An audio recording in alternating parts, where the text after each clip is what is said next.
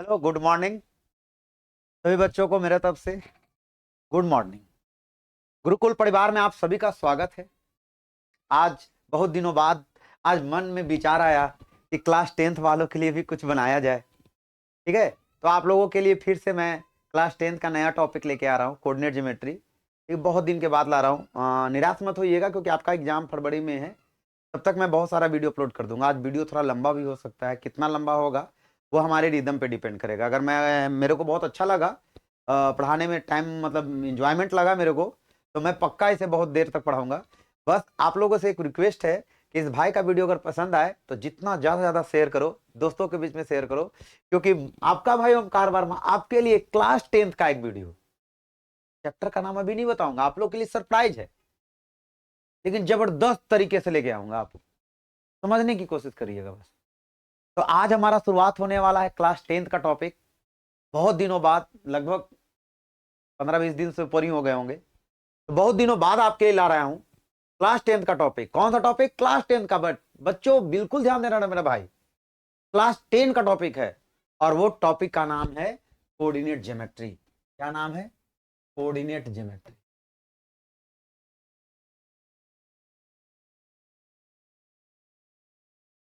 निर्देशांक ज्यामिति। आज हम लोग इसी को पढ़ने वाले हैं, कोऑर्डिनेट ज्योमेट्री, निर्देशांक ज्यामिति। समझिएगा कोऑर्डिनेट होता क्या है।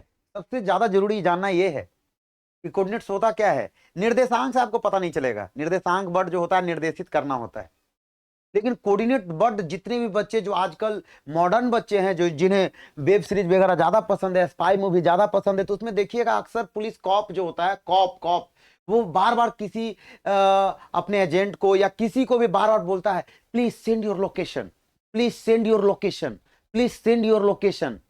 अब देखिएगा और एडवांस मूवी में तो please send your coordinate. Coordinate send करने को बोलता है। कोऑर्डिनेट इट्स मींस लोकेशन, मतलब आप कहां पे स्थित हो, मतलब आप किस डायरेक्शन में हो, कहां पे हो, किधर हो, ये सारे चीज। तो कहीं ना कहीं कोऑर्डिनेट ज्योमेट्री में हमारे लिए सबसे इंपॉर्टेंट है डायरेक्शन, क्योंकि कोऑर्डिनेट्स का मतलब ही होता है लोकेशन, और लोकेशन मतलब होता है कहां पे स्थिति, स्थिति का पता करना। यानी कोऑर्डिनेट ज्योमेट्री कहीं ना कहीं हम लोग कह सकते हैं कि हमारा जो कोऑर्डिनेट ज्योमेट्री है, वो हमारा कोऑर्डिनेट ज्योमेट्री जो होने वाला है, वो कहीं ना कहीं हम लोग लोकेशन के बारे में पढ़ते हैं। और भी बात है कि कोऑर्डिनेट ज्योमेट्री में, एक मिनट, कोऑर्डिनेट ज्योमेट्री में और क्या क्या हो सकता है।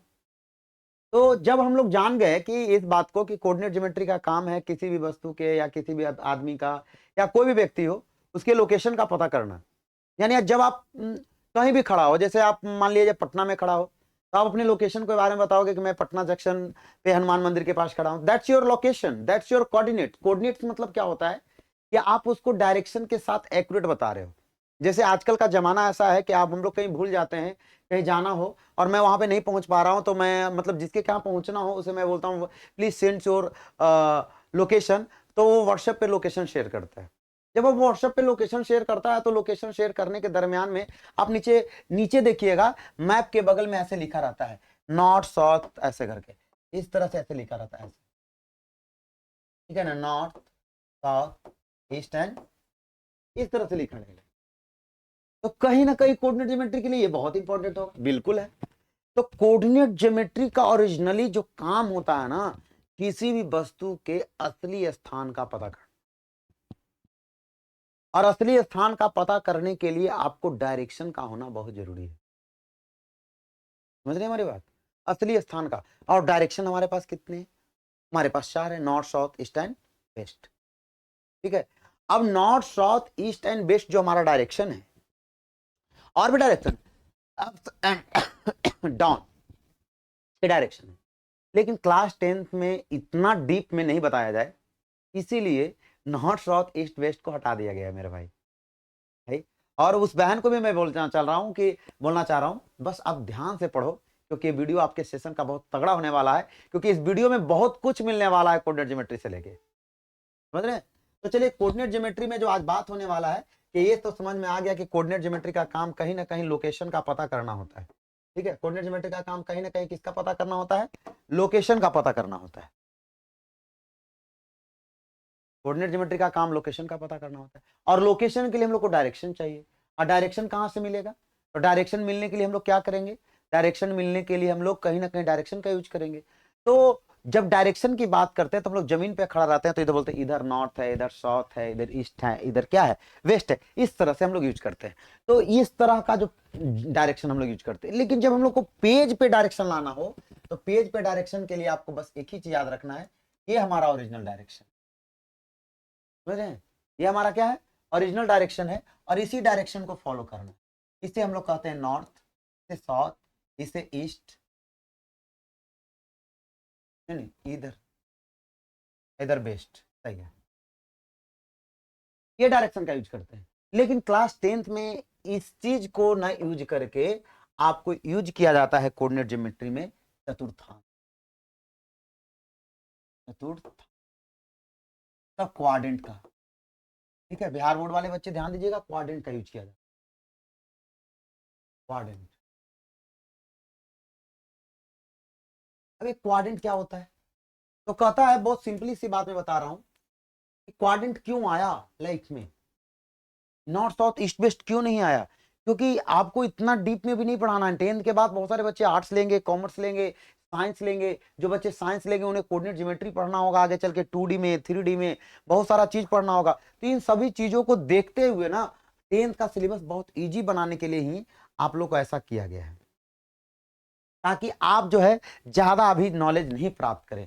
आने वाले समय में धीरे धीरे जब आप परिपक्व हो जाए, मैथ में आपको बहुत मजा आने लगे, तब आप इस चीज को जाने। तो ये क्वाड्रेंट क्या होता है, तो कहता है जब किसी पॉइंट को, जब किसी पॉइंट को, ठीक है, जब किसी पॉइंट को दो रेखाओं द्वारा, दो सरल रेखाओं द्वारा 4 बराबर भाग में बांटते हैं तो प्रत्येक भाग क्वाड्रेंट कहलाता है।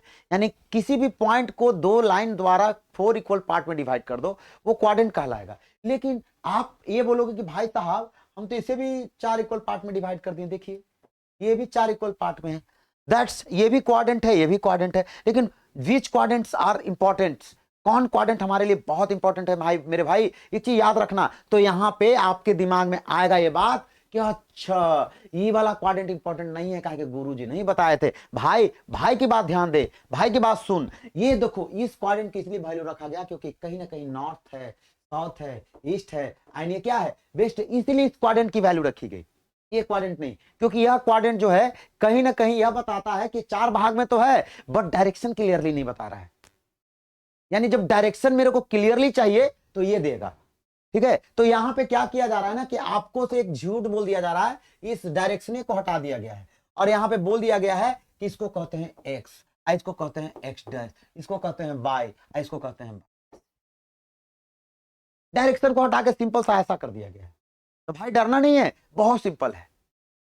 अब क्या है कि जब ये वाला क्वाड्रेंट हमारा बहुत इंपॉर्टेंट है, तो डेफिनेशन जब क्वाड्रेंट का दीजिएगा तो लिखिएगा, जब किसी पॉइंट को दो स्ट्रेट लाइन या दो लाइन या दो सरल रेखा द्वारा 4 इक्वल पार्ट में डिवाइड किया जाता है, और वो दोनों स्ट्रेट लाइन जो है डायरेक्शन के अकॉर्डिंग स्थित हो, तब प्रत्येक भाग क्वाड्रेंट कहलाएगा, प्रत्येक भाग, प्रत्येक पार्ट जो है ना चतुर्थांश कहलाएगा। समझ रहे हमारी बात, ये इंपॉर्टेंट है भाई। आपको यही सब चीज ध्यान देना होगा कि करना क्या है। यहाँ पे बहुत सारा मिस्टेक है, मैथ में छोटा छोटा टॉपिक जो है ना जानना बहुत लाइफ के लिए जरूरी होता है। और आपका भाई ओमकार वर्मा आपके लिए गुरुकुल बिग टाइम पर इसी सब चीजों के लिए आया है। बस आप हमारी बात मानिए, वीडियो अगर पसंद आए तो लोगों के बीच में शेयर कीजिए। थोड़ा लंबा वीडियो जाएगा क्योंकि मैथ अगर बहुत जानकारियों के साथ पढ़ना है तो आप हमारे साथ जुड़िए, मैं अपने सारे मेहनत आपको दूंगा।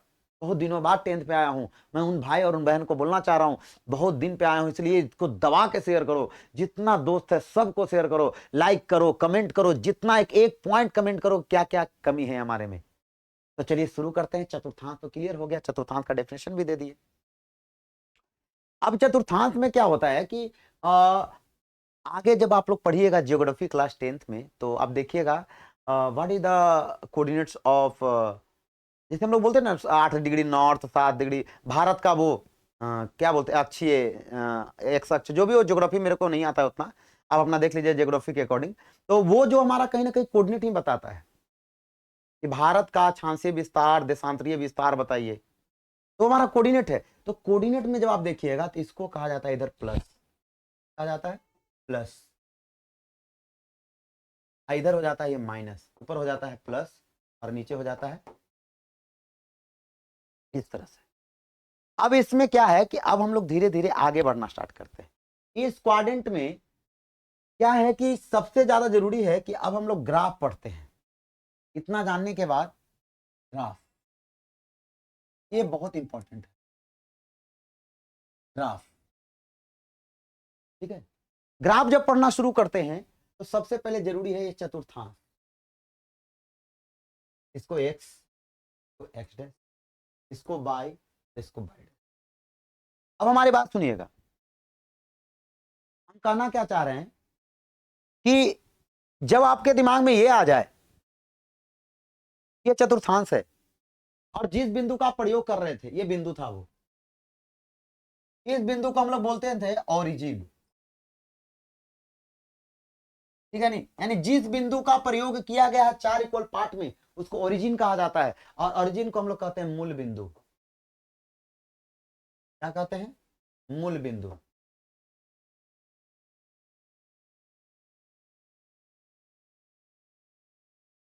ठीक है, ओरिजिन को हम लोग क्या कहते हैं? मूल बिंदु। तो ये मूल बिंदु है और ये जो है ना कहीं स्टार्टिंग होता है, इसलिए इसको इसकी कोऑर्डिनेट 0 0 होती है। कोऑर्डिनेट अभी आपको 2 क्यों आ रहा है? सबसे बड़ा बात यह क्या 2 वैल्यू क्यों आ रहा है? क्योंकि जो कोऑर्डिनेट हम लोग पढ़ रहे हैं ना, ये जो हम लोग वस्तु के बारे में बता रहे हैं ना, ये बात कर रहे हैं सिर्फ और सिर्फ सतह पर। जैसे मेरे पास ऐसा कुछ है नहीं, मैं अभी मैं मेरे type book, that's a book, ठीक है। चलिए मैं प्रचार भी कर देता हूँ, ये बुक सदगुरु का है और मैं अक्सर पढ़ता हूँ इसे ताकि मैं बच्चों से फिलोसफिकल बात कर सकूं। दैट्स अ मृत्यु बुक।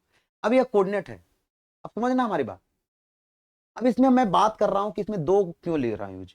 आप जब यहां पे खड़ा हो, यहाँ पे देखो, इनके आंख पे खड़ा हो, तो यहां पे पहुंचने के लिए आप लोग किसका किसका डायरेक्शन यूज करोगे? तो कहोगे भैया पहले यहां चलेंगे और फिर ये चलेंगे। तो आपने 2 डायरेक्शन यूज किया। कितने डायरेक्शन यूज किया?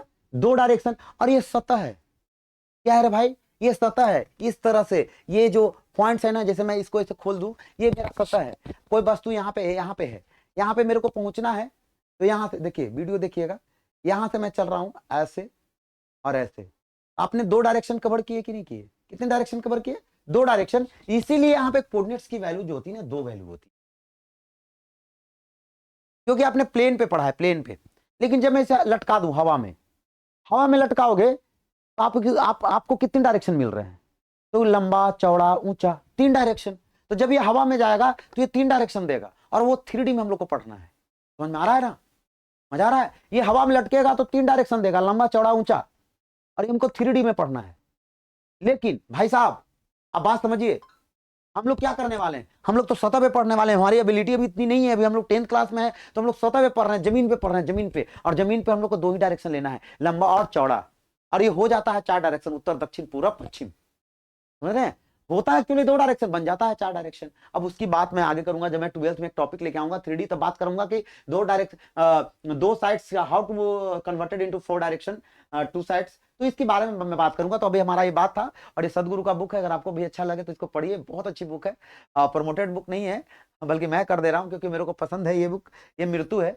मृत्यु में बताया गया है कि आखिर मृत्यु क्या होता है, अमृत क्या होता है, मतलब अमर क्या होता है, सारा चीज आपको भी पढ़ना चाहिए। आपकी एबिलिटी अभी इतनी नहीं है, आफ्टर 12th पढ़िएगा, अभी इतनी क्षमता नहीं है कि आप इस चीज को समझ पाइएगा।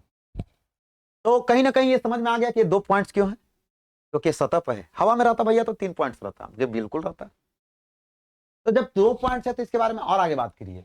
तो कहता है ग्राफ जब आओगे तो यहाँ पे कहीं ना कहीं आपको 2 चीज मिल रहा है, एक्स एंड वाई। और यहाँ भी 2 वैल्यू मिल रहा है, एक्स, पहले वाले वैल्यू को एक्स कहते हैं, दूसरे वाले वैल्यू को वाई कहते हैं। ठीक है, एक्स और वाई है। अब आप समझो, तो कहीं ना कहीं 2 को ग्राफ पढ़ना होगा। पहला पढ़ना होगा graph of x, graph of x मतलब एक्स का ग्राफ। एक्स का ग्राफ ऑलवेज खड़ा रहता है, वर्टिकल रहता है। एंड ग्राफ ऑफ वाई, जब ग्राफ ऑफ वाई की बात करोगे भाई, तो ये हमेशा पड़ा रहेगा। अब ये नहीं समझ में आ रहा है कि आप क्या बता रहे हो।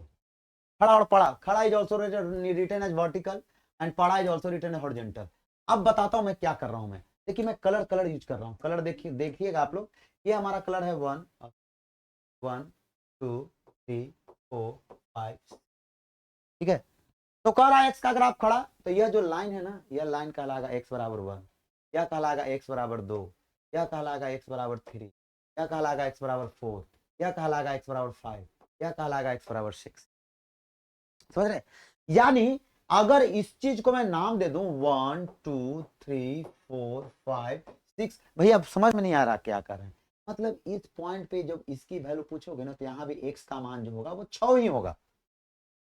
यहां भी एक्स का मान 6, यहां भी एक्स का मान 6, एक्स का मान 6, एक्स का मान 6, एक्स का मान 6, यानी इस लाइन पे सभी जगह एक्स का मान 6, इसलिए एक्स बराबर 6 का ग्राफ।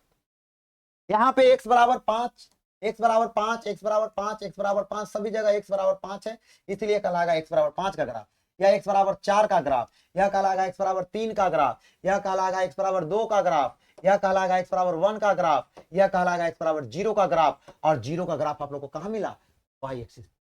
तो कहीं ना कहीं आप पहला ऑब्जेक्टिव लिखिएगा, पहला जो ऑब्जेक्टिव हम लोग का है वो पहला ऑब्जेक्टिव आप लिखिएगा कि एक्स बराबर 0 का ग्राफ, एक्स बराबर 0 का ग्राफ, एक्स बराबर 0 का ग्राफ होता है वाई एक्सिस। ठीक है, अब देखिएगा आगे का ऑब्जेक्टिव, यह कहलाएगा एक्स बराबर 1 का ग्राफ, यह कहलाएगा एक्स बराबर 2 का ग्राफ, एक्स बराबर 3 का ग्राफ, एक्स बराबर 4 का ग्राफ, एक्स बराबर 5 का ग्राफ, एक्स बराबर 6 का ग्राफ, और सारे के सारे यहाँ पे 90 डिग्री। ये भी याद रखिए, सारे के सारे कितने डिग्री होंगे?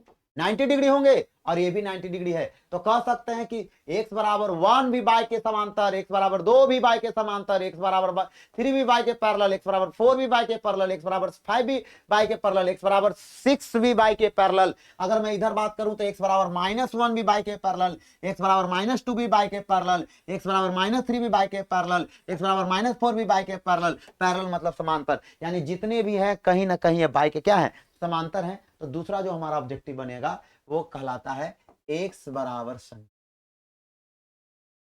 एक्स बराबर संख्या जो हमारा ए है 0 नहीं होना चाहिए। एक्स बराबर संख्या सदैव वाई अक्ष के समांतर, वाई अक्ष के क्या होता है? समांतर।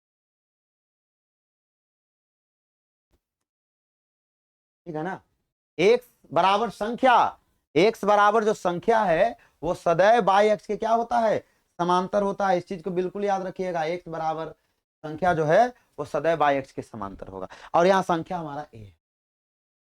अब आते हैं इधर, फिर ये तो 2 ऑब्जेक्टिव बना दिए, उसके बाद क्या ऑब्जेक्टिव बनाएंगे? उसके बाद ऑब्जेक्टिव होगा कि यहां जो है, अब हम लोग बात करने वाले हैं पॉइंट्स की, अब बाई की बात करने वाले हैं। तो ये जो ग्राफ है ना, ये बाई है, ये बाई है, ये हमारा क्या है? By axis. और इसको कहते हैं 1, इसको कहते हैं 2, इसको कहते हैं 3 4। ये जो ग्राफ ऑफ बाई है वो बोल रहा है पड़ा, तो ये कहलाएगा बाई बराबर 1, यह कहलाएगा बाई बराबर 2, यह कहलाएगा बाई बराबर 3, यह कहलाएगा बाई बराबर 4, यह कहलाएगा बाई बराबर 4, यह कहलाएगा बाई बराबर 3। वाइट वाला जो है बाई है, बाई का ग्राफ पड़ा होता है, पड़ा पड़ा वर्टिकली, सॉरी हॉरिजॉन्टल।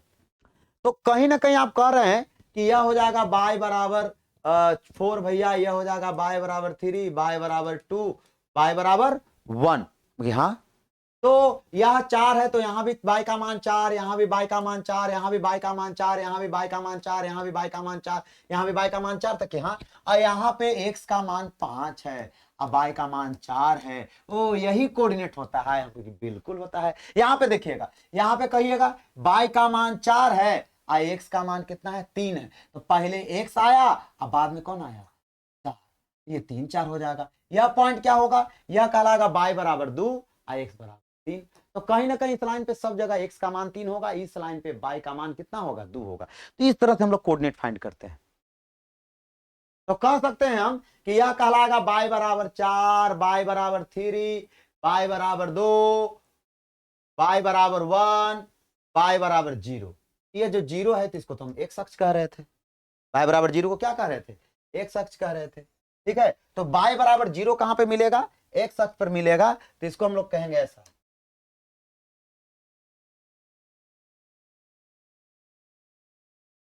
y बराबर 0 कहां प्राप्त होगा? एक्स अक्ष। ठीक है, y बराबर 0 कहां पे प्राप्त होगा? एक्स अक्ष। फिर आ जाइए, अब क्या कहिएगा? y बराबर 2, y बराबर 1, y बराबर 3, y बराबर 4, y बराबर -1, y बराबर -2, y बराबर -3, कहीं ना कहीं सब यहाँ पे 90 डिग्री, और ये सब के सब एक्स अक्ष के क्या है? समांतर है। तो आप कह सकते हैं क्या कि y बराबर संख्या, संख्या बोले तो a, y बराबर a सदैव एक्स अक्ष के, कौन अक्ष के? एक्स अक्ष के समांतर होता है।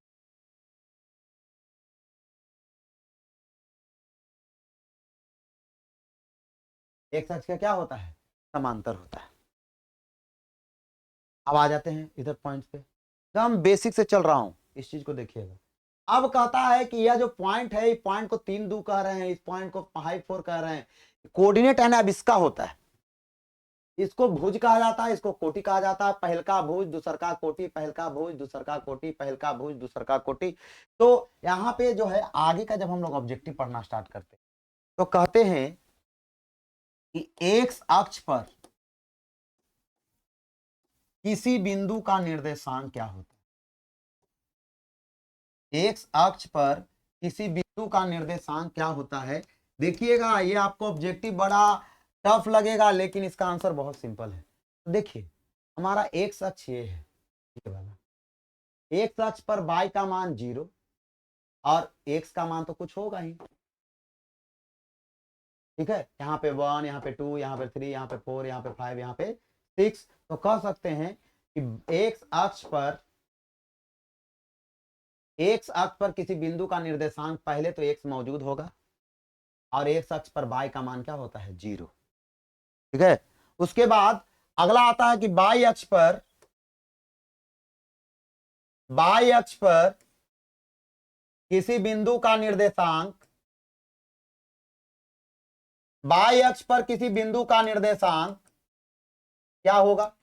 y अक्ष पर किसी बिंदु का निर्देशांक जब पूछेगा तब आप लोग कहिएगा कि हाँ भैया, एक्स अक्ष पर एक्स वाला रहला, y वाला 0, तो y अक्ष पर y वाला रहेगा, x वाला क्या हो जाएगा? 0 हो जाएगा। इस तरह से तो आप इसी तरह के मजेदार ऑब्जेक्टिव जो बहुत सिंपल होते हैं, अगर उससे सीखना चाहते हैं तो अपने भाई ओमकार वर्मा के साथ जुड़िए। Gurukul family, Gurukul time, Gurukul with family, Gurukul with time पर आपका फिर से स्वागत करते हैं ओमकार वर्मा, इसी तरह के मजेदार कॉन्सेप्टों के साथ ऑब्जेक्टिव जहां पे आपको आसान लगे। अगर मैं बात करूं कि भैया ऐसा बताइए, आप लोग का क्वेश्चन है कि यहाँ पे 2 वैल्यू आ रहे हैं, यहाँ पे जब भी इस कोऑर्डिनेट की बात कर रहा हूं तो ये कोई भी कोऑर्डिनेट मैं पकड़ करूं, अगर इस कोऑर्डिनेट की बात करता हूं तो यह कोऑर्डिनेट किसका है भाई? 2 का है, तो एक्स का मान 2 हो गया, और इधर भी y का मान 2 है, ये 2 हो गया। तो यहाँ पे 2 वैल्यू आ रहा है। क्या ये 3 वैल्यू आ सकता है? कि बिल्कुल आ सकता है। जब आप इसको हवा में पढ़िएगा, लटका लटका के, हवा में लटक लटक के पढ़ोगे ना भाई, तो उसको कहते हैं 3D। आओ जमीन पर सूत के पढ़ेगा तो उसको कहेंगे 2D। तो हम लोग सूत के पढ़ रहे हैं, जमीन पर कौच करके पढ़ रहे हैं, सूत कर। आप समझिएगा कि अगर कोई मजेदार बात लगे तो लगने दीजिए, कोई बात नहीं। अभी तो कोऑर्डिनेटर स्टार्ट ही हुआ है और अभी बहुत लंबा वीडियो बनेगा, इसमें नो डाउट है, क्योंकि और भी पहले में वीडियो बनाया था लेकिन उसमें कुछ गड़बड़ हो गए।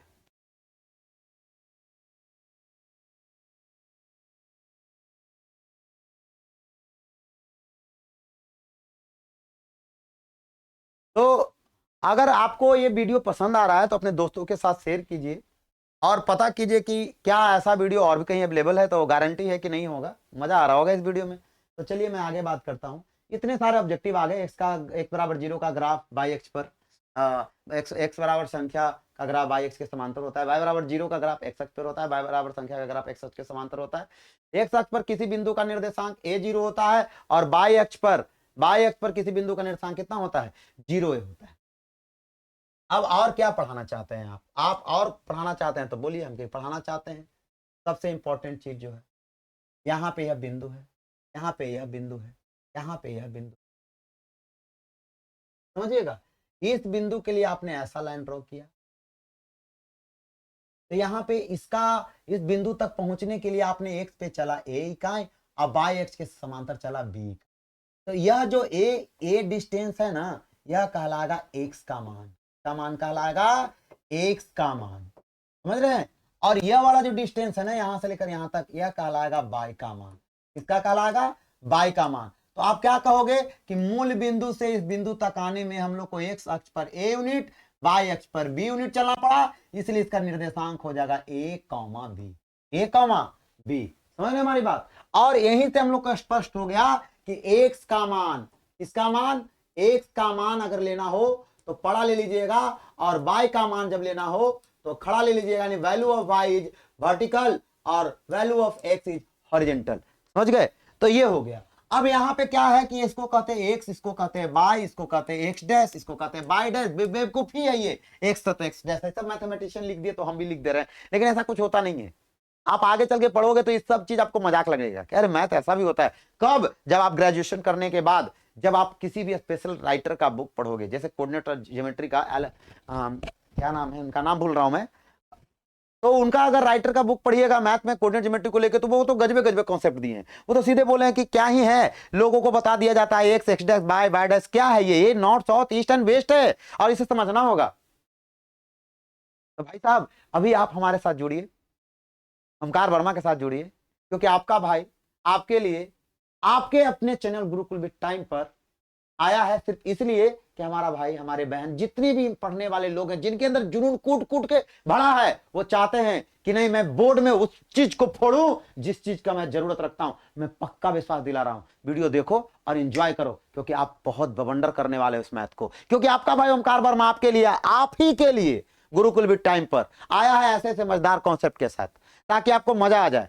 भाई मेहनत मैं कर रहा हूं इसलिए क्योंकि आप आगे बढ़िए, आपको बढ़ाने के लिए मैं यहां पे आया हूं। और आपको अगर ये वीडियो पसंद आए धनाधन शेयर कीजिए, जितने भी फैमिली में अगर कोई पढ़ने वाला है क्लास 10 या फ्रेंड है उसको बोलिए कि पढ़ के देखो। तो कहीं ना कहीं एक चीज तो समझ में आ गया कि एक्स का मान पड़ा और वाई का मान खड़ा होता है। चलिए भाई ये चीज तो हो गया, ये ऑब्जेक्टिव में भी आता है कि वैल्यू ऑफ एक्स जो होता है ना वो नीचे बढ़ होता है, या ये भी हो गया। अगर मैं इस पॉइंट पे आता हूं, इस पॉइंट पे मैं ट्रेवल कर रहा हूं, इस पॉइंट पे ट्रेवल करने के लिए एक्स को नेगेटिव तय करना पड़ा, और इस पॉइंट पे आने के लिए बी अभी भी पॉजिटिव ट्रेवल कर रहा है, यानी पहले हमको चलना पड़ा माइनस ए और फिर चलना पड़ा बी। समझ रहे हमारी बात? पहले चलना पड़ा माइनस ए, फिर चलना पड़ा क्या, बी चलना पड़ा। उसके बाद मैं जब इस पॉइंट की बात करता हूं तो यहां पे मैंने नोटिस किया कि पहले मेरे को माइनस से चलना पड़ा, फिर नेगेटिव डायरेक्शन में चलना पड़ा, यानी यहां पे आने के लिए minus A and minus B. जब मैं इस पॉइंट पे आने की का सोचता हूं तो आप देखिएगा पहले हम लोग को एक्स ही चलना है, एक्स चले प्लस और बी चले, बाई चले माइनस। तो आप क्या कहिएगा, एक्स ए और बाई हमारा माइनस। सपोज दैट ऐसा ही लेना है यूनिटी, और इधर उधर कुछ। आप क्या समझ रहे हो? आपने देखा एक्स की वैल्यू खड़ा, एक्स बाई की वैल्यू खड़ा, बाई की वैल्यू खड़ा वाला है, बाई की वैल्यू, बाई का वैल्यू जो है ना खड़ा वाला है माइनस बी, ठीक है, बाई का वैल्यू यहाँ पे खड़ा वाला, लेकिन जो पड़ा वाला वैल्यू है वो एक्स का है। इसका है एक्स का। अब इनको गौर से देखिएगा, इसको कहते हैं फर्स्ट क्वाड्रेंट, इसको कहते हैं सेकंड क्वाड्रेंट, इसको कहते हैं थर्ड क्वाड्रेंट, इसको कहते हैं fourth quadrant. And the fourth quadrant, आपने फोर्थ क्वाड्रेंट में क्या देखा कि फोर्थ क्वाड्रेंट में एक्स वाले की भी वैल्यू प्लस है और बाय वाले की वैल्यू क्या है, माइनस। इसका जस्ट अपोजिट ये होता है, एक्स की वैल्यू माइनस और बाय की वैल्यू क्या, प्लस। यहाँ पे क्या होता है, फर्स्ट क्वाड्रेंट दोनों के दोनों प्लस होते हैं, यहाँ पे दोनों के दोनों क्या होते हैं, माइनस होते हैं। इसको अब इसका कोऑर्डिनेट कहा जाता है भुज और कोटि, भुज और कोटि, भुज और कोटि, भुज और कोटि, भुज और कोटि। आप इस पे क्वेश्चन भी बना सकते हो।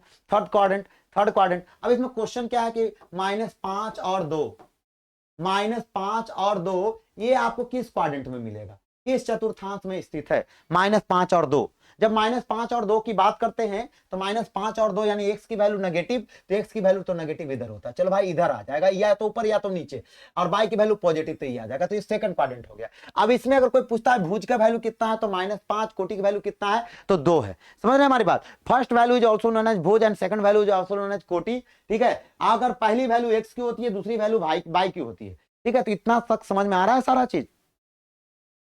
बिल्कुल समझ में आ रहा होगा, क्योंकि यही सब चीज है जो आपको पढ़ना है। अभी मेरे को और भी बहुत सारा चीज देखना है, मैं वो अभी देख रहा हूं कि क्या क्या अभी छूटा हुआ है इसमें आप लोग का, तो आप इस चीज को समझिएगा, ठीक है। अभी जो है आगे का जब बात करते हैं, 1 मिनट थोड़ा सा रुक जाइएगा।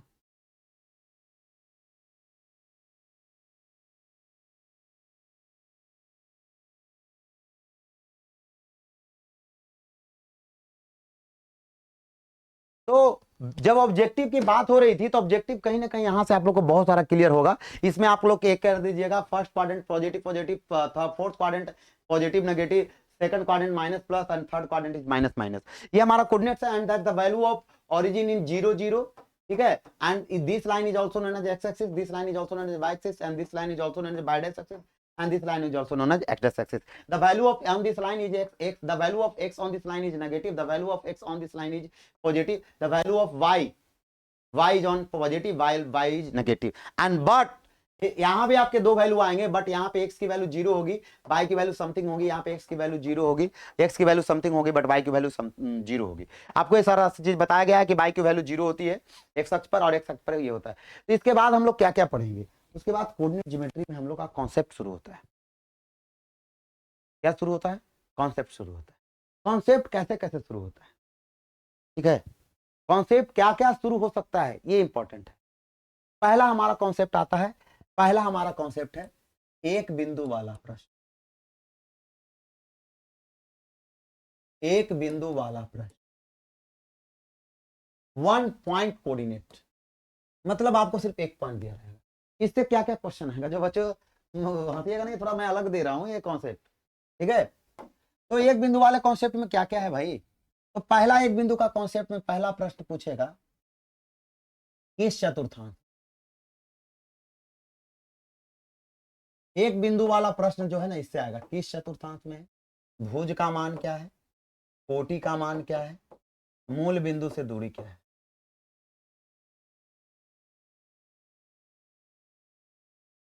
एक्स अक्ष और वाई अक्ष, इससे रिलेटेड पूछे। अब देखिए मैं बता देता हूं क्या क्या आएगा। जैसे हमारा पहला क्वेश्चन है बिंदु 4,3, पहला क्वेश्चन इस पे क्या बनेगा, यह एक पॉइंट है कि नहीं है, यह एक ही पॉइंट है, पॉइंट इसका नाम है ए, और ए का कोऑर्डिनेट के लिए तीन पैरेलल लाइन देते हैं। तो पॉइंट ए एक ही बिंदु है, एक बिंदु वाला प्रश्न क्या आएगा, पहला प्रश्न इससे बनेगा कि किस चतुर्थांश में है, ए भी प्लस है, ए भी प्लस है, तो प्लस प्लस वाले को आप देख के बता दो, प्लस प्लस वाले को क्या कह रहे हैं, प्लस प्लस वाले को आप फर्स्ट क्वाड्रेंट बोलो, ये प्लस प्लस फर्स्ट क्वाड्रेंट हो गया। इसके बाद आता है इसकी भुज की वैल्यू क्या है, तो भुज की वैल्यू 4 है, कोटि की वैल्यू क्या है, कोटि की वैल्यू 3 है, फिर मूल बिंदु से दूरी क्या है, इसके बाद बात करेंगे एक्स अक्ष से दूरी क्या है। आहा, एक्स अक्ष से दूरी बिंदु यह 4 और ये और ये। अब यहां पे क्वेश्चन आया, इस बिंदु का एक्स अक्ष से दूरी 3 है, ये है एक्स अक्ष और यह है बिंदु। फिर अगला है वाई अक्ष से दूरी क्या होगा, वाई अक्ष से दूरी ये है और इसको हम लोग कहते हैं 4, तो वाई अक्ष से दूरी 4 और एक्स अक्ष से दूरी कितना होगा, 3। यह एक बिंदु वाला कॉन्सेप्ट है, बिल्कुल देखिएगा मैं आप ही लोग के लिए लाया बहुत यूनिक तरीके से। एक बिंदु वाला प्रश्न क्या क्या पूछ सकता है, दो बिंदु वाले प्रश्न क्या क्या पूछ सकते हैं, तीन बिंदु वाले प्रश्न क्या क्या पूछ सकते हैं, चार बिंदु वाले प्रश्न क्या क्या पूछ सकते हैं, 5 बिंदु तो खैर आपको पढ़ना ही नहीं है, लेकिन वो भी अगर वीडियो में मेरे को टाइम मिला तो भी बता दूंगा। तो एक बिंदु वाले प्रश्न में पहला क्वेश्चन रहेगा किस चतुर्थांश में है, ठीक है, इसकी कोऑर्डिनेट क्या है, ठीक है, इसकी भुज क्या है, कोटि क्या है, मूल बिंदु से दूरी के बारे में मैं अभी बात नहीं कर रहा, मैं अभी बात कर रहा हूं एक्स अक्ष से दूरी क्या है, वाई अक्ष से दूरी क्या है। अगला क्वेश्चन है यहाँ पे points P, the coordinates of point P is -8 and 5। तो क्वेश्चन पहले पूछ रहा है किस चतुर्थांश में, तो भाई साहब इसको देख के तो आप बता ही दोगे कि किस चतुर्थांश में, एक्स की वैल्यू नेगेटिव, वाई की value positive, that means second quadrant.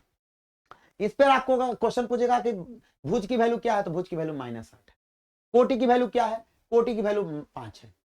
उसके बाद पूछेगा एक साथ से डिस्टेंस क्या है, तो भाई साहब पहले इसको बिंदु को लेके जाइए, यह बिंदु है -8, तो यह कहलाएगा एक अक्ष से दूरी, यह 5 है, और यह कहलाएगा वाई अक्ष से दूरी, यह -8, ठीक है। तो वाई अक्ष से दूरी अगर पूछेगा तो वाई अक्ष से दूरी आप 8 भी बता सकते हो, ठीक है, क्योंकि दूरी को कभी नेगेटिव मेजर नहीं किया जाता है, वाई अक्ष से डिस्टेंस, लेकिन -8 ही आपके ऑप्शन में रहेंगे, तो -8 ही आप बोलिएगा, समझ रहे हैं हमारी बात।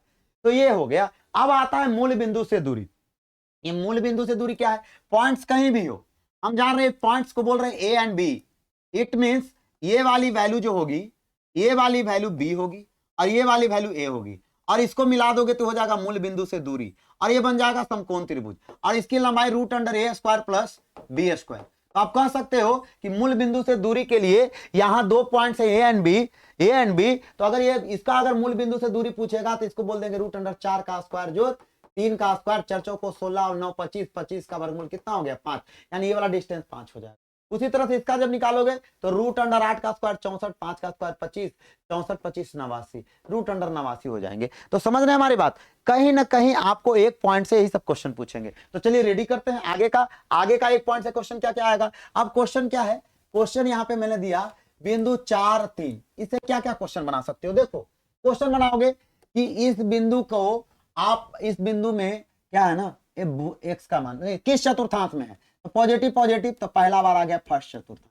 इसमें भुज की वैल्यू कितना है 4, इसमें कोटि की वैल्यू कितना है 3, इसमें 4 3 के लिए अगर बताएं कि मूल बिंदु से दूरी क्या है, तो 4 स्क्वायर प्लस 3 स्क्वायर बराबर 4 चौको 16 प्लस 9 इजिकल टू 5। चलिए एक अक्ष से दूरी कितना है, तो 3 है, बाई अक्ष से दूरी कितना है 4 है। कर सकते हैं कि नहीं कर सकते हैं, ये एक बिंदु वाला प्रश्न है। और भी है एक बिंदु वाला क्वेश्चन, अगर देते -3 -4, तो बोलेंगे क्या, पहला किस चतुर्थांश में है, तो बोलेंगे थर्ड में है। दूसरा क्या बोलेंगे, भुज की वैल्यू कितनी है -3। तीसरा बोलेंगे कोटि की वैल्यू कितनी है -4। मूल बिंदु से दूरी कितनी है, तो -3 का स्क्वायर जोड़ -4 का स्क्वायर बराबर 3 तिया 9, 4 चौको 16, रूट अंडर 25 बराबर कितना 5। अगला क्वेश्चन क्या पूछेगा, -3 और -4 से कि एक अक्ष से इसकी दूरी कितनी है, तो एक अक्ष से दूरी 4 है, बाई अक्ष से दूरी कितनी है, तो बाई अक्ष से दूरी 3 है। अगर मान लीजिए ऑप्शन में प्लस माइनस दोनों है तो कंफर्म रहिएगा, पॉजिटिव को नहीं नेगेटिव को वैल्यू दीजिएगा। -3 एक अक्ष से दूरी क्या है। लेकिन ये कंफ्यूजन है, ये ज्यादा तो क्वेश्चन ऐसे आप लोग को पूछेगा नहीं, लेकिन ये बात समझ में आ रही है कि 1 पॉइंट कंडीशन क्या क्या पूछेगा, 1 पॉइंट कंडीशन यही पूछेगा रे भाई। 1 पॉइंट से मतलब जब भी एक बिंदु दिया रहेगा तो आपसे एक बिंदु के बारे में मूल बिंदु से दूरी पूछे, या एक बिंदु का भुज पूछे, या उसका कोटि पूछे, या उसको एक अक्ष से दूरी पूछे, या बाई अक्ष से दूरी पूछे। तो जब आपको एक बिंदु जब पढ़ लिए, तो एक बिंदु के बाद हमारा जो अगला कॉन्सेप्ट होगा कि दो बिंदु वाला प्रश्न क्या क्या आएगा। समझे हमारी बात, दो बिंदु वाला प्रश्न क्या क्या आएगा। तो दो बिंदु वाले प्रश्न में ज्यादातर आपको रेखा की लंबाई पूछेगी और मध्य बिंदु का निर्देशांक पूछेगा। मैं अभी यहाँ पे कोई फॉर्मूला आपको प्रूफ करके नहीं दे रहा हूं। अगर आपको ऐसा लगे कि भाई साहब को फॉर्मूला प्रूफ करना नहीं आता है, तो चलिए अच्छी बात है, आप लोग इसी चीज में रहिए, इतने में खुश रहिए, क्योंकि मेरे को यहाँ प्रूफ करने की जरूरत नहीं है। मैं यहाँ प्रूफ करने नहीं आया हूं कि मैं नॉलेजेबल पर्सन हूं। मेरे को बस ये प्रूफ करना है कि मैं जो पढ़ा रहा हूँ वो आपके एग्जाम में बहुत रिलेवेंट है, बहुत आने वाला है, और आने वाले समय में ये एग्जाम में एकदम 100% है कि इससे क्वेश्चन टॉपिक से पूछे जाएंगे। मैं ये नहीं बोल रहा कि यही प्रश्न पूछे जाएंगे, मैं ये बोल रहा हूँ कि इससे टॉपिक्स पूछे जाएंगे। और हमारे लेक्चर, हमारे वीडियो का पूरा देखिए, आपको पूरा मजा आएगा, पूरा एंजॉय के साथ देखिएगा, क्योंकि कुछ नया होने वाला है कोऑर्डिनेट्स में। ठीक है,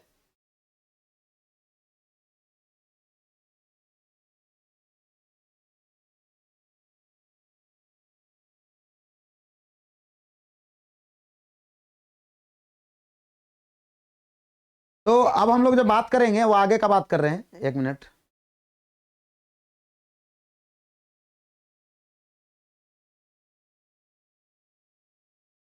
अगर आपको एक बिंदु के बाद कुछ और पूछ रहा है तो वो क्या पूछ रहा है तो आप समझ ही गए होंगे। आपको पूछना क्या है, तो बोलोगे कि आप पूछेगा क्या एक बिंदु से, तो एक बिंदु से आपका जो क्वेश्चन पूछेगा, एक मिनट थोड़ा मेरे मोबाइल में कुछ काम करना है और उसका भी मैं काम कर लेता हूँ, साथ साथ आपको भी पढ़ा देता हूँ। एक बिंदु का जब भी आपको पूछेगा, आपको पूछेगा क्या कि मूल बिंदु से दूरी इसकी क्या होगी, ठीक है ना, भुज का मान क्या होगा, कोटि का मान क्या होगा, ठीक है।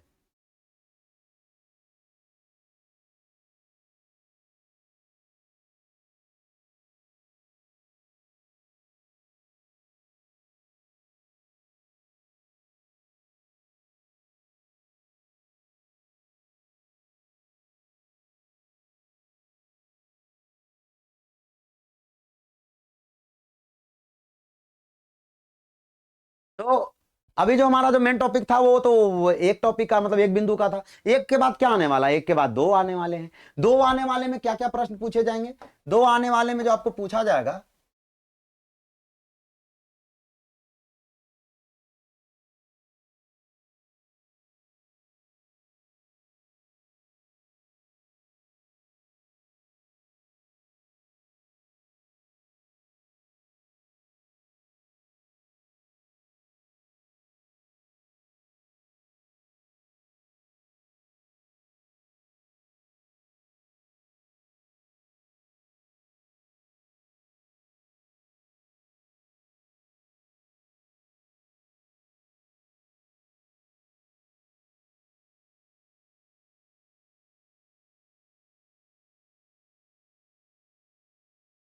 हाँ, तो यही आपका मैराथन चलने वाला है।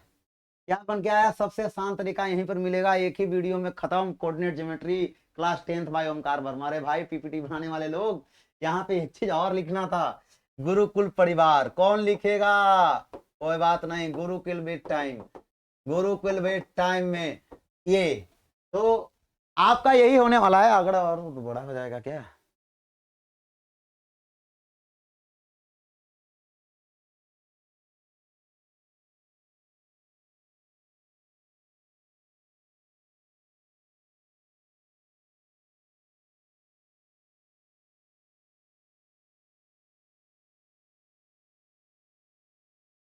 चलिए,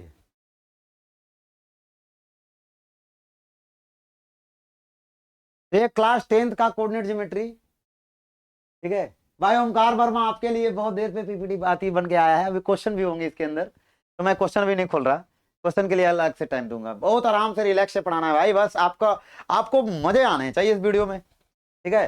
तो अभी तक आपको तो मजा आ ही रहा होगा, तो हम लोग आगे बढ़ते हैं। कोऑर्डिनेट ज्योमेट्री एक ही वीडियो में खत्म, आसान तरीकों पर यही मिलेगा।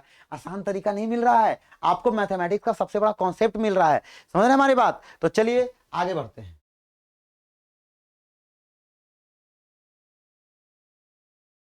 तो आगे जब आता है दो बिंदु का शर्त, दो बिंदु वाले प्रश्न,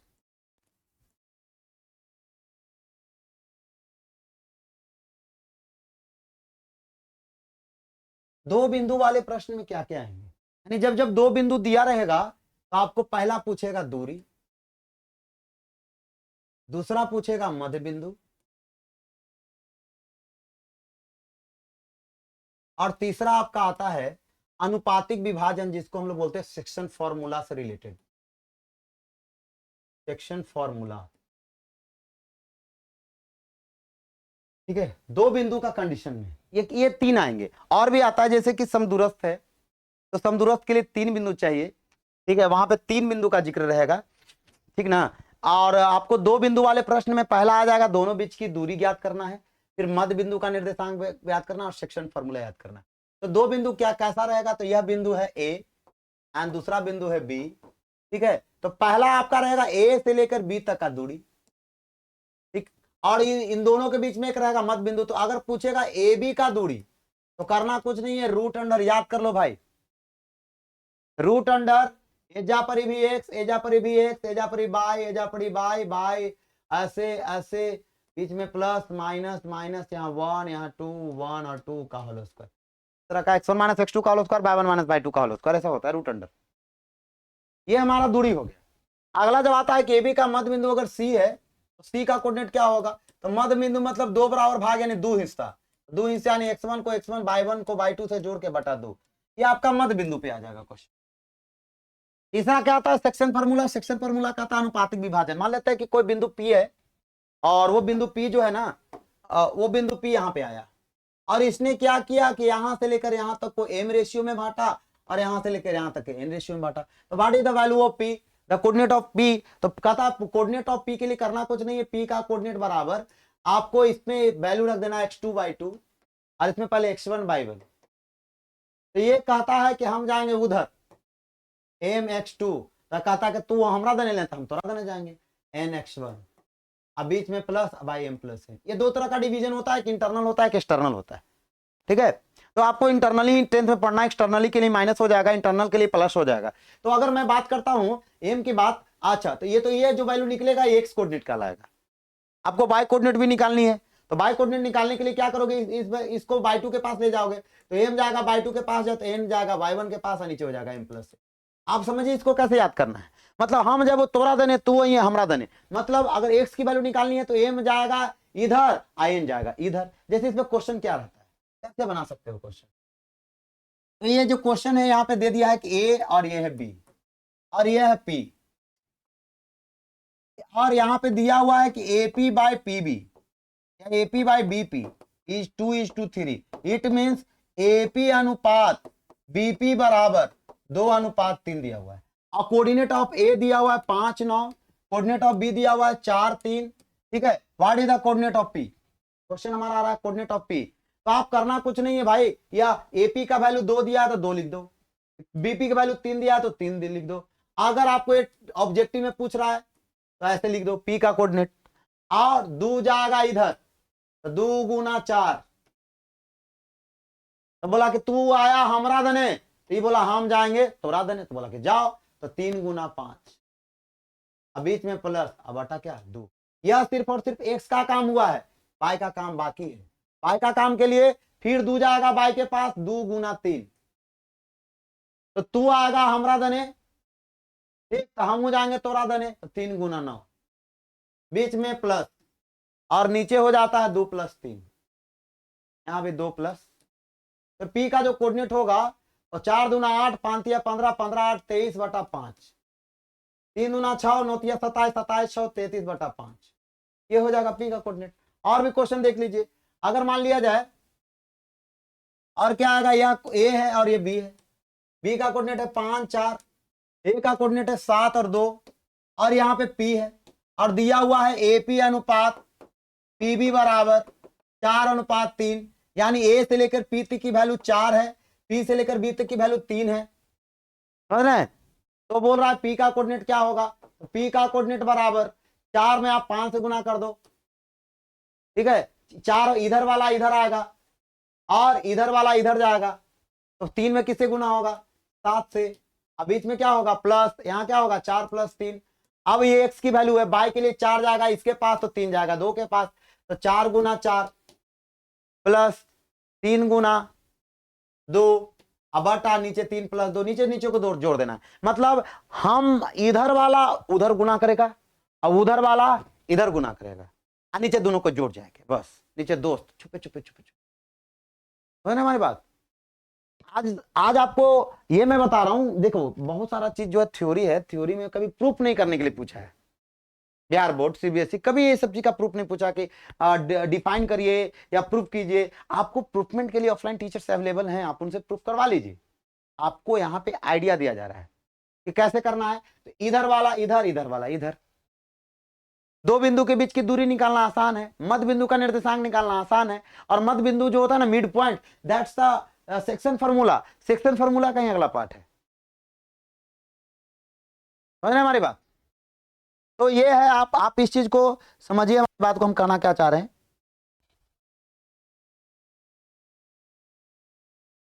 तो ये हमारा जो है सेक्शन फार्मूला से रिलेटेड जब आगे मैं बढ़ना चाह रहा हूं, तो आगे क्या है कि सेक्शन फार्मूला आपसे बन जाएगा, मतलब कहने का मतलब क्या है, सेक्शन फार्मूला के लिए, सेक्शन फार्मूला के लिए एक लाइन होगा, लाइन में यहां होगा ए बी और बीच में कहीं होगा पी, और दिया रहेगा A P by B P equal to 2/3, कहने का मतलब ए पी अनुपात बीपी बराबर 2 अनुपात 3, यानी यहां से यहां तक आपको ऐसे मानना है कि 2 है, और यहां से यहां तक क्या मानना है 3 है। अगर मान लिया जाए यहाँ पे 1 और -1 रहे और यहाँ 4 और -3 रहे, तो आपको करना कुछ नहीं है, 2 में मल्टीप्लाई करना है पहले 4 से, क्योंकि ये इधर भागेगा ये इधर भागेगा, और हम लोग जो कोऑर्डिनेट निकालेंगे पी का वो 2 कोऑर्डिनेट आएगा, एगो एक्स का आएगा एगो बाई का आएगा, तो एक्स वाला में एक्स वाला आदमी बैठेगा, बाई वाला में बाई वाला बैठेगा, तो 2 जाएगा 4 के पास तो 2 गुना 4, बीच में प्लस, तो 3 जाएगा 1 के पास, 3 1 3, और नीचे हो जाएगा 3 प्लस 2, यहां उसी तरह से 2 जाएगा -3 के पास -6, बीच में प्लस, 3 जाएगा -1 के पास तो -3, और नीचे क्या हो जाएगा 2 आए 3 5, इस तरह से निकाल लीजिएगा, यानी हमारा उधर भेजना उसको इधर भेजना, बस पट से हो जाएगा। तो ये क्वेश्चन आपको ऐसे बनाने हैं, जल्दी बनेंगे, ऑब्जेक्टिव बनेंगे।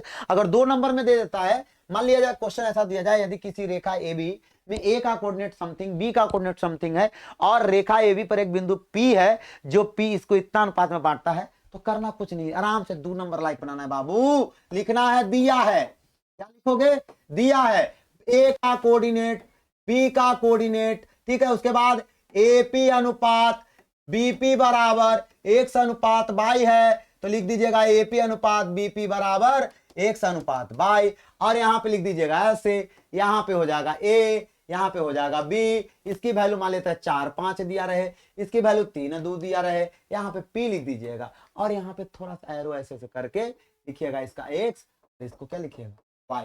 अब x वाला 3 के पास, y वाला 4 के पास, इसलिए लिखेंगे p का निर्देशांक बराबर, किसका निर्देशांक बराबर, p का निर्देशांक बराबर। उसके बाद आप लोग इसको बना लीजिएगा, आपको वही फॉर्मूले लगा लेना है ये वाले फॉर्मूले पे, ठीक है। तो इस तरह से आपका दो बिंदु का कॉन्सेप्ट जो है ना, इस तरह से इतना मैंने क्वेश्चन करवा दिया। दो बिंदु के बाद ये आता है मध्य बिंदु। मध्य बिंदु बहुत ईजी है, मध्य बिंदु बहुत ईजी है। इस पे क्वेश्चन क्या पूछेगा, क्वेश्चन पूछेगा कि 4 5 और 9 2 को मिलाने वाली रेखा का मध्य बिंदु, 9 2 को मिलाने वाली रेखा का मध्य बिंदु का निर्देशांक क्या होगा। अगर आपको बहुत जल्द बनाना है, ऑब्जेक्टिव बनानी है, तो जुड़िए हमारे साथ, क्योंकि आपका भाई ओमकार वर्मा आपके लिए मजेदार तरीके से आया है। 9 4 13, 5 2 7 बटा 2, समझ गए। इस तरह से मार देना है अंकल, पट से मार देंगे, पट से। अगर अगला क्वेश्चन है कि अगर 8 3 9 6 को मिलाने वाली रेखा का मध्य बिंदु का निर्देशांक क्या होगा। अरे भाई साहब, what is the coordinate of mid point of this line from starting point is 8 3 and ending point is 9 6। अरे कुछ नहीं करना भाई, 8 है पहल का, 9 है पहल का, 8 9 17 बटा 2, 3 है पहल का, 6 है पहल का, 3 6 9 बटा 2। आपको ऑब्जेक्टिव ही तो बनानी है ना, रगड़ दीजिए, ये होता है पढ़ाई, तुरंत। आगे अगर मान लिया बात किया जाए, अगर मान लिया दिया जाए 5 4 3 12 का मध्य बिंदु का ज्ञात करें, तो पहली बात पहल का जोड़ेंगे, 5 3 8, 12 4 16 बटा 2 4 और 8, ये हो गया मध्य बिंदु। सिंपल सी बात है। तो मध्य बिंदु इतना आसान है, आप इसको जैसे चाहो वैसे बना सकते हो, समझ गए। दो बिंदु के शर्त में। अब दो बिंदु में और क्या आएंगे, दो बिंदु में और क्या आएंगे भाई साहब, दो बिंदु में आएंगे, दो बिंदुओं के बीच की दूरी निकालना है। अब इस पे क्वेश्चन रहेगा 6 4 तथा 8 2 के बीच की दूरी क्या होगी, की दूरी क्या होगी। आप कुछ नहीं करोगे, लिखोगे दिया है भाई साहब, ए का कोऑर्डिनेट 6 4, बी का coordinate 8 2, and now value of A B find करना है। So A B equal to बड़का रूट x1 माइनस x2 का whole square plus y1 minus y2 का whole square, and now the value of x1 हो जाएगा 6 and x2 हो जाएगा 8, अब बीच में हो जाएगा माइनस का होल स्क्वायर, y1 हो जाएगा 4, y2 हो जाएगा 2, अब बीच में माइनस का होल स्क्वायर। आप इसको सॉल्व करोगे, 6 में से 8 जाएगा माइनस 2 का स्क्वायर 4, 4 में से 2 जाएगा 2 का square 4, 4 4 8, 8 is also written as 2 root 2 unit. इस तरह से हो जाएंगे। ये हो गए दो बिंदु के बीच की दूरी। ये इतने आसान क्वेश्चन है भाई, आपको चैप्टर वाइज क्वेश्चन बैंक उठाने और धड़ कर रगड़ देने। और भी क्या है, एक बहुत फेमस क्वेश्चन है, A cos theta 0 and 0 A sine theta, भगवान दोनों के बीच की दूरी ज्ञात करें। ऐसा क्वेश्चन है, दोनों के बीच दूरी ज्ञात करें। अब तो लेकिन आंख फाड़े लगा, अरे बाप इतना हार्ड। अरे बुड़बक आदमी, इधर देख, आपका भाई ओमकार वर्मा आपके लिए इजी कर रहा है भाई। आपको करना क्या है, द कोऑर्डिनेट्स ऑफ ए, ये तो कहीं दिया हुआ नहीं था, कोई बात नहीं है, मान लेंगे coordinates of B 0 A sine theta, and now the value of A B is also written as root under x1 minus x2 का whole square plus y1 minus y2 का होल स्क्वायर, और यहां पे x1 की value कितनी है, a cos theta है sir, minus 0 का होल स्क्वायर, प्लस y1 की वैल्यू कितनी है 0, अब y2 की वैल्यू कितनी है a sin थीटा का होल स्क्वायर। अब इसको सॉल्व करोगे, a cos थीटा में से 0 जाएगा a cos theta, a cos theta का होल स्क्वायर हो जाएगा a square cos square theta, यहां हो जाएगा माइनस का स्क्वायर प्लस, ये हो जाएगा a square sin square theta, क्यों 0 माइनस a बराबर minus a sin square theta, and now a square is common here, cos square theta plus sin square theta, and the value of cos square theta plus sin square theta is 1। Now a square गुना 1 बराबर a square, और a square का वर्गमूल कितना है। इस तरह का क्वेश्चन। आप डर क्यों रहे हो, आराम से मौज से मस्ती से बनाते जाओ भाई। आप कहोगे कि दो बिंदु वाले तो कॉन्सेप्ट समझ में आ गए कि दो बिंदु में आप क्या क्या पढ़ाना चाहते हैं। तो दो बिंदु का जब भी रहेगा तो पहला रहेगा दूरी वाला, ठीक है, हाँ, दूसरा रहेगा मध्य बिंदु वाला, चलो तीसरा क्या रहेगा, तीसरा रहेगा अनुपातिक विभाजन, सेक्शन फॉर्मूला, अनुपातिक विभाजन। अब तीनों का सूत्र मैं लिख दे रहा हूं। दूरी सूत्र के लिए क्या करना है, तो सबसे पहले बड़का रूट, मध्य बिंदु के लिए क्या लगाना, 2 को बट्टा लगा देना है, विभाजन सूत्र के लिए भी 2 को क्या लगा देना है, बट्टा लगा, हम मंगनी कोष्ठ लगा देना, यहाँ पे ऐसे लगा देना।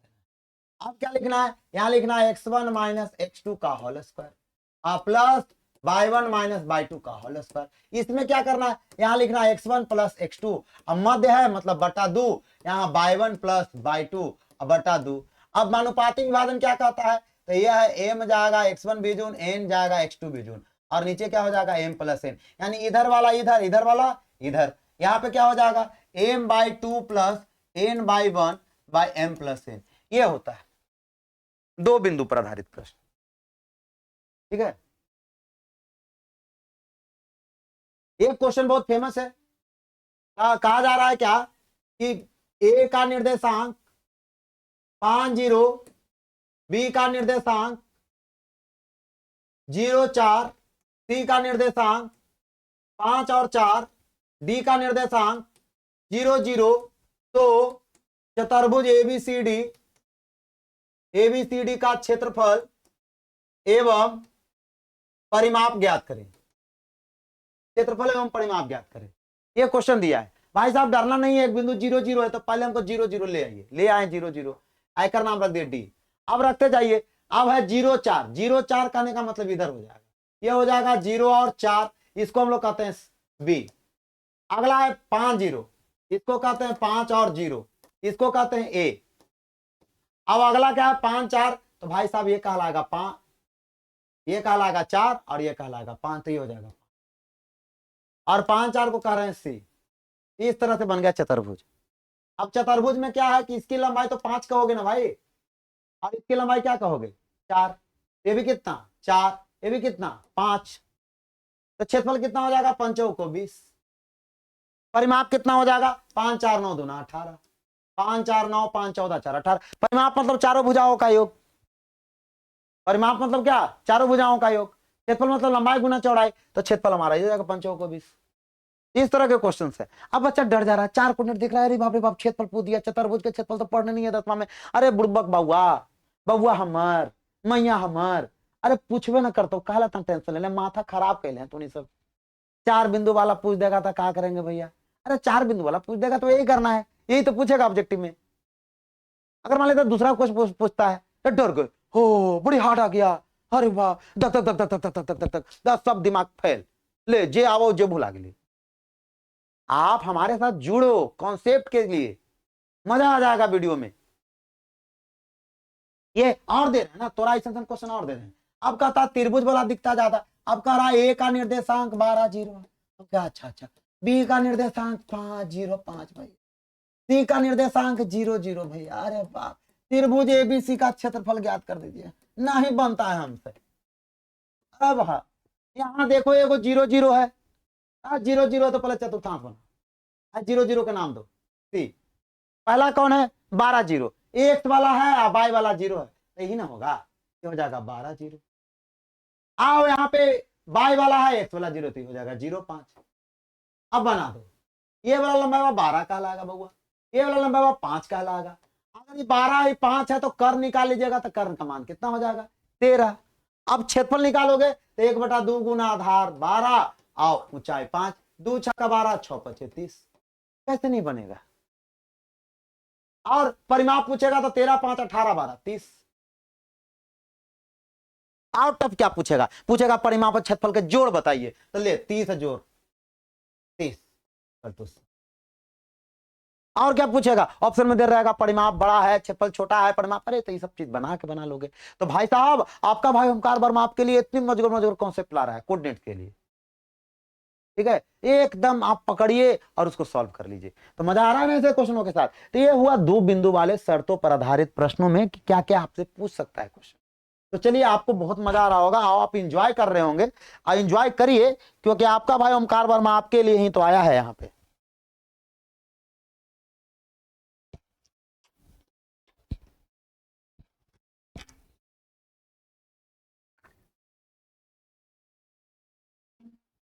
है नहीं पानी।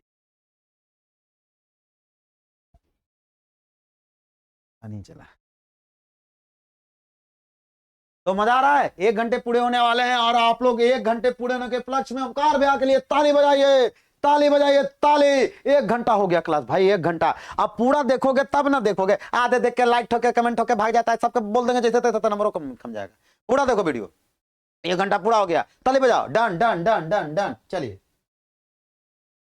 अब आप लोग 1 घंटे के बाद जब हम लोग कॉन्सेप्ट आगे बढ़ेंगे भाई, तो मेरे प्यारे भाई प्यारे बहन सबको हम यही चाहते हैं कि आप हमारा वीडियो देखिए, कॉन्सेप्ट अच्छा लगेगा, जानकारियां मिलेगी, बढ़ेगी, आप और खिलिएगा और जानिएगा और मजा आएगा जिंदगी में। तो बोलोगे कि भैया अब इसके बाद क्या पढ़ेंगे, 1 बिंदु वाला तो पढ़ लिए, 2 बिंदु वाला पढ़ लिए, 3 बिंदु वाला पढ़ाइए। हम बिल्कुल यहाँ आए ही हैं इसलिए कि आपको 2 बिंदु, 3 बिंदु, 4 बिंदु, 5 बिंदु यही ला तो हम पढ़ाने आए हैं। अब तुम लोग चुपचाप बैठ के देखेगा खाली, और शेयर तो करेगा नहीं, कहला करेगा। अरे करो, क्योंकि भाई है तुम्हारा, तुमको भलाई चाहते हैं। तो नंबर बढ़िया आएगा, पेरेंट्स का नाम रोशन होगा, थोड़ा बहुत हमरो नाम रोशन होगा, ओमकार भैया से पढ़ा था। जब हमारा नाम होगा तो हम लोग मियाज खुश रहेगा, हरियर हरियर कह रहे लड्डू पेड़ा देगा हो अभी, है ना। हाँ तो चलिए स्टार्ट कीजिए। अब 2 बिंदु के बाद क्या बचा, 3 बिंदु। जब हम लोग 3 बिंदु पे स्टार्ट करते हैं पढ़ाना, तो 3 बिंदु पे क्या कॉन्सेप्ट है, 3 बिंदु का कॉन्सेप्ट क्या है, ये इंपॉर्टेंट है। तो 3 बिंदु का शर्त देखिए,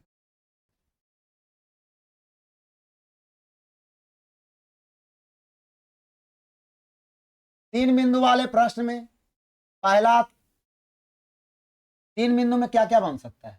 तो पहला आ जाएगा संरेख वाला क्वेश्चन, कोलिनियर। दूसरा क्या आ जाएगा, त्रिभुज बनेगा। तीसरा क्या आएगा, त्रिभुज का केंद्रक होगा। चौथा क्या होगा, त्रिभुज का क्षेत्रफल होगा। चलो और है 3 बिंदु नहीं, और 3 बिंदु में एक और है इंपॉर्टेंट जो आपको पूछा जाता है, समदूरस्थ। ठीक है, 3 बिंदु में पूछा जाता है समदूरस्थ, संरेख, त्रिभुज, त्रिभुज का केंद्रक, त्रिभुज का क्षेत्रफल, 3 बिंदु का कॉन्सेप्ट है।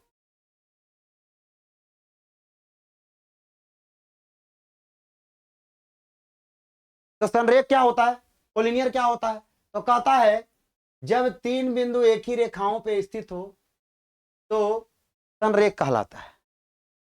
आप तीनों बिंदु जन्य तन्य हो तो त्रिभुज का निर्माण करता है। अब त्रिभुज का निर्माण करेगा तो क्षेत्रफल होगा, अब त्रिभुज का क्षेत्रफल होगा तो अंदर केंद्रक भी होगा।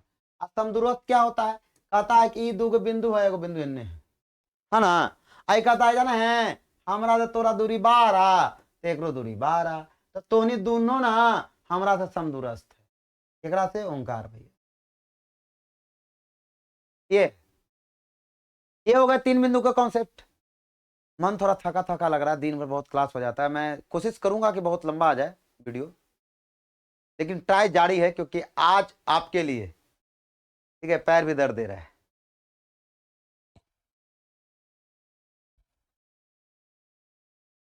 तो मेरी कोशिश रहेगी कि मैं आज ये पूरा खत्म ही कर दूं, चाहे मेरे को जितना थकना हो।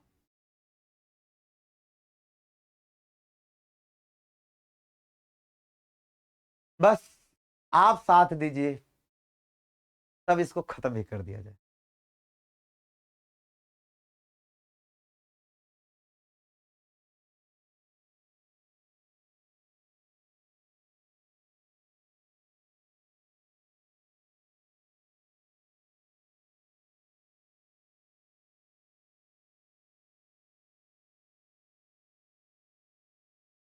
तो आगे का जो, अरे यार मैं दूसरे जगह लग जा रहा हूँ, ये ऑनलाइन वाला ऑफलाइन।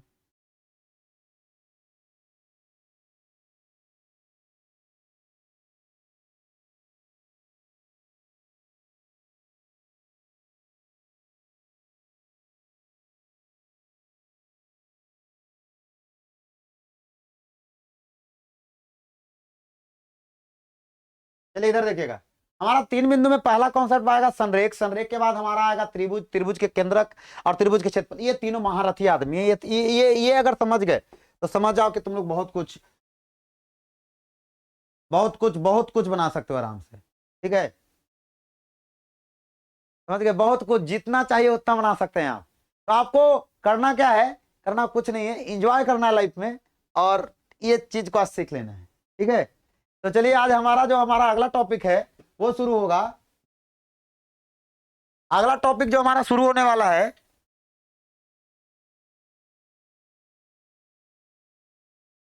वो कोऑर्डिनेट ज्योमेट्री में हमारा सबसे पहले संरेख। तो जब हम लोग संरेख की बात करते हैं तो वो क्या होता है उसके बारे में देखिएगा। तो संरेख के लिए कॉन्सेप्ट क्या है ना कि आपको कम से कम एटलीस्ट 3 बिंदु होना चाहिए, 3 point.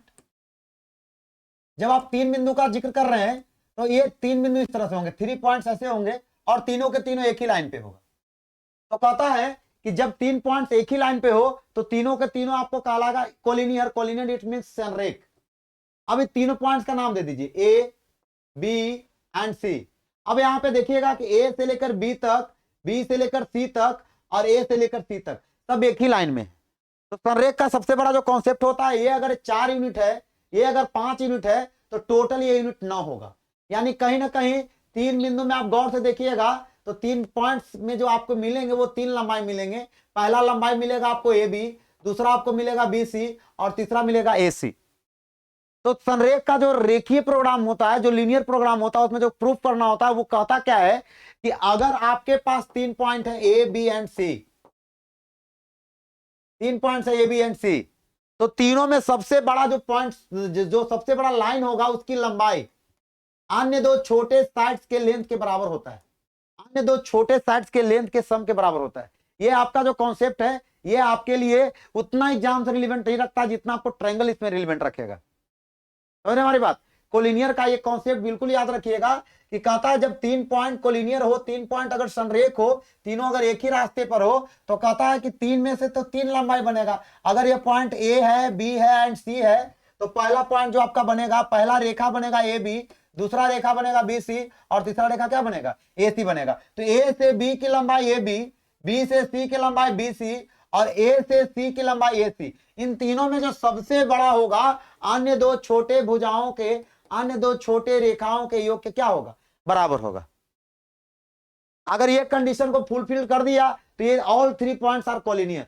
All 3 points are collinear कब होगा, जब इन तीनों में से, देखो पहली बात बिल्कुल याद रखना, बहुत मजेदार टॉपिक है ये। अगर इस चीज को याद रख रहे हो, समझ रहे हो, बहुत कामयाब बनोगे तुम।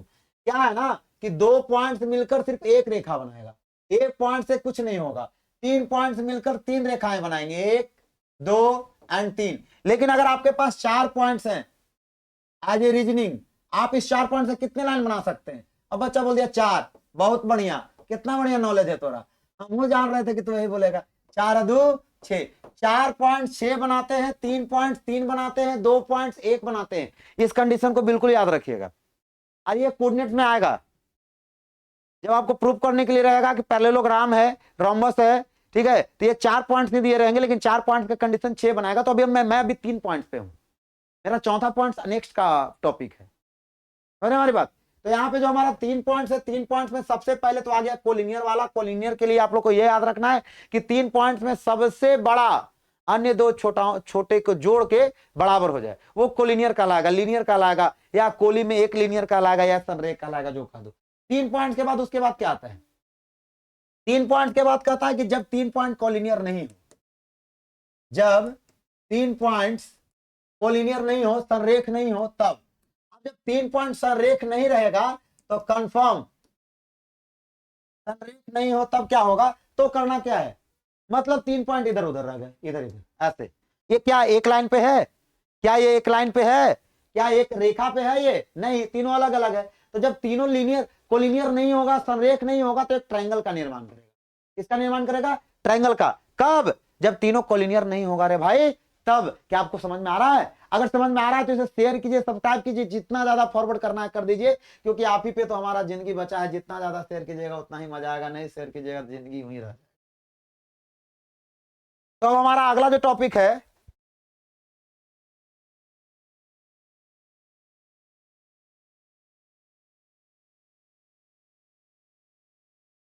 मैं अगला जो टॉपिक है, जब यह तीनों संरेख नहीं रहेगा तो त्रिभुज बना देगा। जब ये त्रिभुज बना देगा, ट्रायंगल बना देगा, तो कंफर्म है कि इस ट्रायंगल की बिहेवियर होगी। इस ट्रायंगल के बिहेवियर के अंदर क्या आएगा कि पहले इसका एरिया आएगा, पहले इसका क्या आएगा, एरिया आएगा। ठीक है। उसके बाद क्या आएगा, ट्रायंगल जब बनेगा तो और क्या क्या आ सकता है भाई साहब, ट्रायंगल आएगा तो एक जो पूछता है वो आएगा केंद्रक। अब यही लाजवाब, केंद्रक का डेफिनेशन तो इतना लंबा चौड़ा सब दे रहा है। हम बोल रहे हैं केंद्रक त्रिभुज के अंदर एक ऐसा बिंदु है जिसके शीर्षों से अगर मिला दिया जाए तो त्रिभुज को 3 बराबर हिस्सों में बांट देता है। केंद्रक त्रिभुज के अंदर वह बिंदु है, केंद्रक त्रिभुज के अंदर वह बिंदु है जिसे अगर तीनों शीर्षों से अगर उसको मिला दिया जाए तो तीनों इक्वल पार्ट में डिवाइड हो जाए, हम लोग केंद्रक कहते हैं। तो बताओ बउआ, यह हमारा मध्य बिंदु था, तो इसको कहते थे x1/1, इसको कहते थे x2/2, और इस पॉइंट्स के लिए कहते थे कि मध्य बिंदु यानी बराबर बराबर 2 भाग, तो 2 से भागा देते थे कि नहीं देते थे। यहाँ पे क्या करोगे, ये 3 बराबर भाग में बट रहा है, 3 बराबर भाग में बांट रहा है इसको, तो 3 बराबर भाग में तो हम जान रहे हैं कि त्रिभुज में 3 को शीर्ष होता है, तो इसका निर्देशांक होगा x1/1, इसका निर्देशांक होगा x2/2, इसका निर्देशांक होगा x3, और ठीक है। अब क्या होगा कि इसके अंदर जो कोऑर्डिनेट्स होंगे, ये जो केंद्रक होगा, केंद्रक के निर्देशांक के लिए याद करना है, क्योंकि 3 बराबर हिस्से, 3 बराबर हिस्से में बांटता है ये, बटा 3/1 प्लस बाई 2 प्लस बाई 3/3, इस तरह से। क्या ये आपको समझ में आ रहा है? देखिए मध्य बिंदु में क्या होता है ना कि 2 हिस्सों में बंटता है, तो बटा 2 है, केंद्रक में 3 हिस्सों में बांट रहा है। केंद्रक की परिभाषा क्या है, केंद्रक की परिभाषा हमारे तरफ से एकदम नोटिस कर लीजिए, आप वो मत बताइएगा हम तीनों माध्यिका जिस बिंदु पर मिले उसको केंद्रक कहता है, कहीं नहीं याद होगा।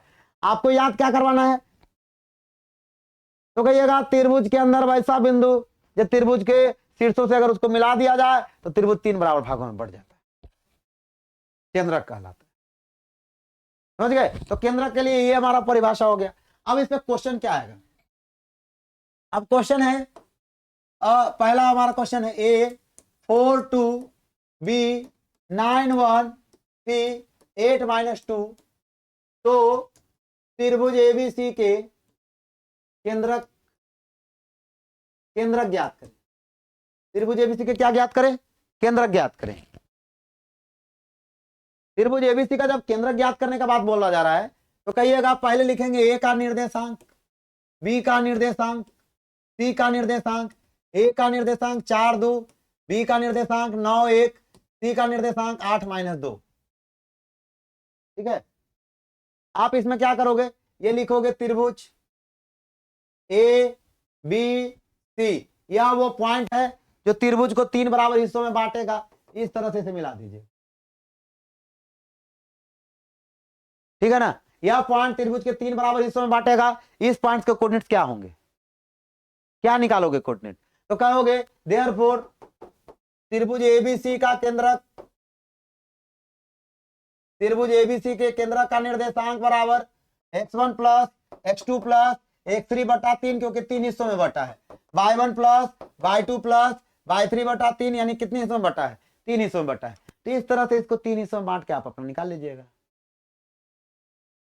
अब क्या है, x1 की वैल्यू कितनी है 4, x2 9, x3 8, यहाँ पे लिखेंगे 4 + 9 + 8/3।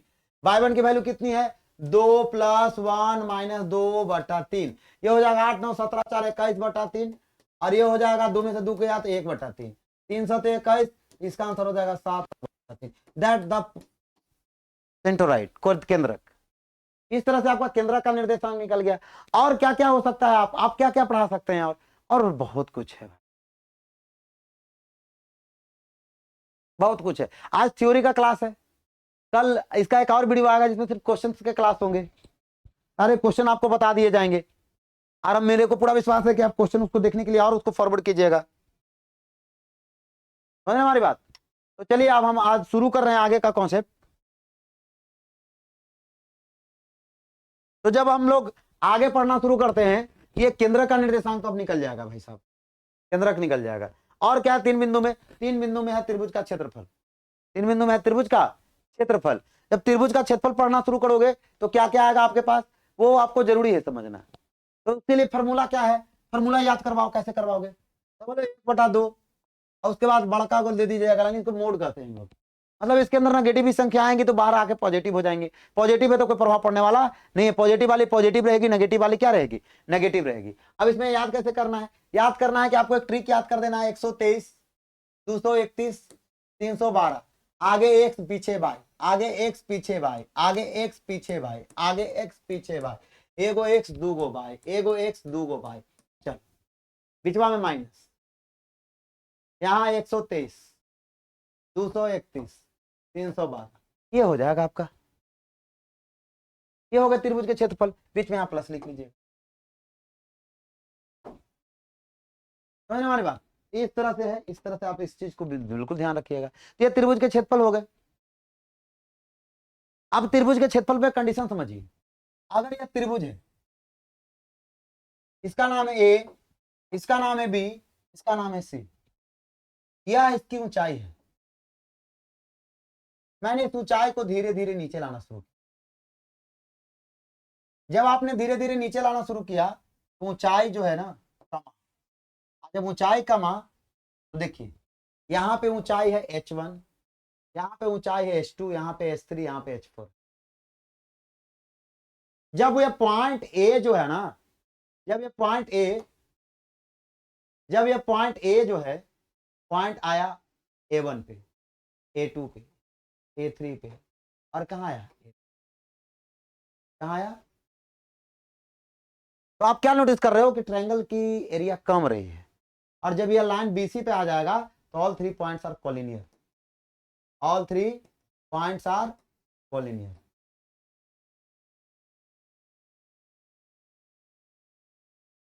अब जब ये कोलिनियर हो जाएंगे तो कोलिनियर मतलब हो गया रेखा। अब रेखा जब हो जाएगा तो रेखा का कोई एरिया नहीं होता है। रेखा का जब एरिया नहीं होगा तो भाई साहब आप इसको क्या कहोगे? कहने का मतलब एक एरिया शून्य हो जाएगा। यानी कहीं ना कहीं आप कहोगे कि 123, 231, 312 बराबर क्या हो जाएगा? ये आपको संरेख। आज जब भी आपको क्वेश्चन में रहेगा के का मान ज्ञात करें, इसी से बनाइएगा।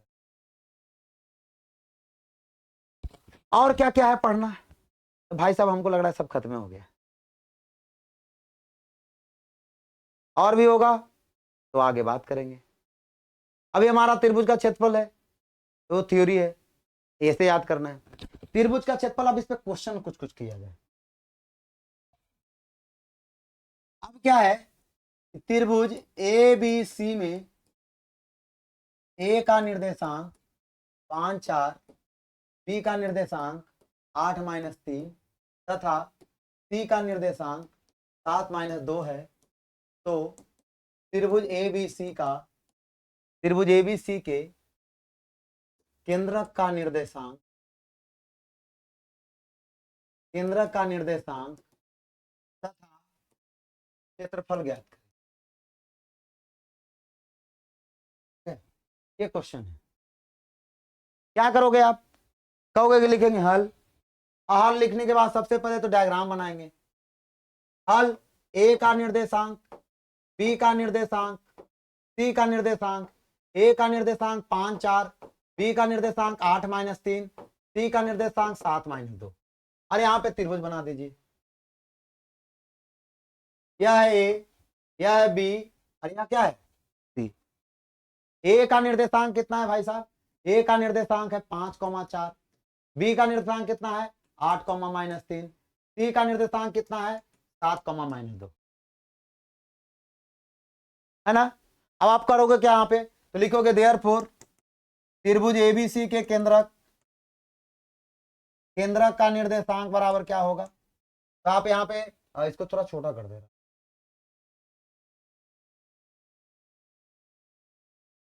त्रिभुज ABC का केंद्रक क्या हो जाएगा? तो त्रिभुज ABC के केंद्र के फॉर्मूला लगा लीजिए, x1 + x2 + x3/3 एंड इधर y1 + y2 + y3/3। अब क्या है, आप यहाँ पे इसको कैलकुलेट करोगे। x1 का मान 5 है, 5 + 8 + 7, 5 + 8 + 7 बटा 3, ये कितना है 4 - 3 - 2, 4 - 3 - 2 बटा 3। बच्चे पूछ रहे हैं माइनस क्यों आ रहा है? क्योंकि अगर ये ऑलरेडी माइनस में है। अब यहाँ पे क्या करोगे, इसकी वैल्यू करोगे तो 8, 5, 13, 7, 20/3, 8 - 1/3। ये हो गए केंद्र के निर्देश। अगर इसमें पूछ रहा है त्रिभुज ABC का क्षेत्रफल, ABC के क्षेत्रफल के लिए 1/2 ये वाला कॉन्सेप्ट यूज कर लीजिए। 123, 231, 312 और बन जाएगा। अब बच्चे क्या हो रहे हैं ना कि अगर मान लेते हैं नेगेटिव आ गया, अंदर -12 आ गया सॉल्व करके, तो आप इसको लिखोगे 1/2, 12, 2 छक्का 12। यही है स्नैपचैट। यही क्या है? स्नैपचैट। बिल्कुल याद रखिएगा। स्नैपचैट काले आदमी को गोरा कर दे, गोले को मिल्की वाइट, अनमिल्की वाइट को क्या करे ये तो राम जाने, हमको नहीं पता। तो कोऑर्डिनेट ज्योमेट्री में और क्या क्या कॉन्सेप्ट है? अभी भाई साहब अभी तो शुरू हुआ है, अभी तो 3 बिंदु वाले पे ही हो, अभी 4 बिंदु तो आना बाकी है। इतना तो जान गए कि 3 बिंदु से अगर कोई भी कॉन्सेप्ट बनाना रहे तो 3 बिंदु से क्या क्या बनेगा? 3 बिंदु से बनेगा, देखिए क्या क्या। 3 बिंदु से बनेगा पहला त्रिभुज, और दूसरा बनेगा संरेख। ठीक है, पहला बनेगा त्रिभुज और दूसरा बनेगा संरेख। त्रिभुज बनेगा तो त्रिभुज से रिलेटेड आपका क्वेश्चन पूछा जाएगा, क्षेत्रफल और केंद्रक। अगर संरेख बनेगा तो आप लोग इसको ये वाला फॉर्मूला याद रखिएगा, 123, 231, 312 बराबर 0, या तीनों रेखा में सबसे बड़ी रेखा अन्य दो छोटी रेखा के योग के क्या होगा? बराबर होगा। तो संरेख ये हो गया 3 बिंदु। अब हमारा आया अगला 4 बिंदु। कितने बिंदु आ गए? 4 बिंदु। ये जो है आपके लिए बहुत जबरदस्त है, बहुत अलग तरह का चीज मैं बता रहा हूं, इसे ध्यान से देखिएगा। 4 बिंदु मिलकर कितने शर्त का निर्माण करता है? पहला शर्त का निर्माण करता है जिसका नाम है संरेख, मतलब चारों बिंदु एक ही रेखा पर। दूसरा क्या निर्माण करता है? दूसरा बनाता है त्रिभुज। ये कैसे? जब 3 गो संरेख हो और 1 गो संरेख ना हो। तीसरा क्या बनाएगा भाई? तीसरा बनाएगा चतुर्भुज। क्या बनाएगा? चतुर्भुज। और चतुर्भुज कब बनेगा? जब चारों बिंदु अलग अलग हो।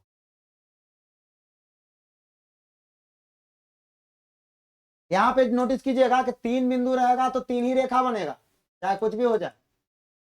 लेकिन यहां पे अगर देखो 4 बिंदु है तो 4 बिंदु मिलकर 6 रेखा बनाएगा। ठीक है ना? चौथा शर्त क्या है? चारों बिंदु कंसेंट्रिक हो, एक ही जगह।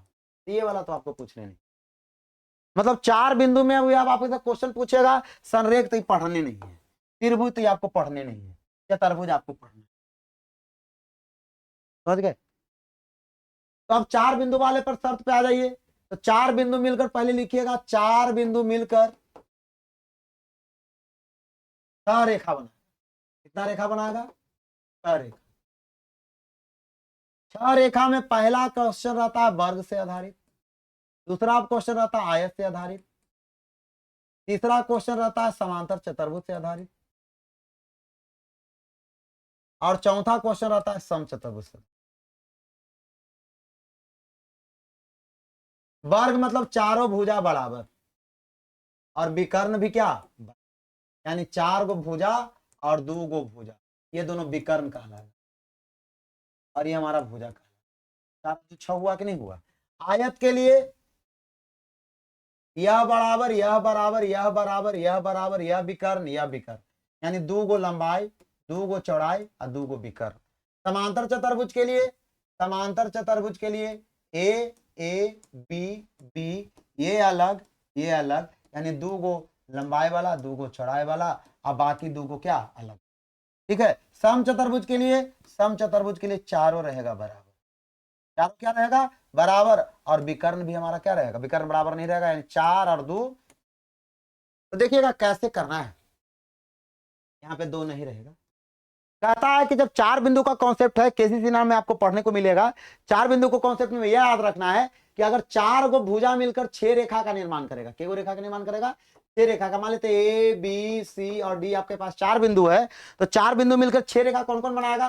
पहला बनाएगा ए बी, दूसरा बनाएगा बी सी, तीसरा बनाएगा ए सी, चौथा बनाएगा सी डी।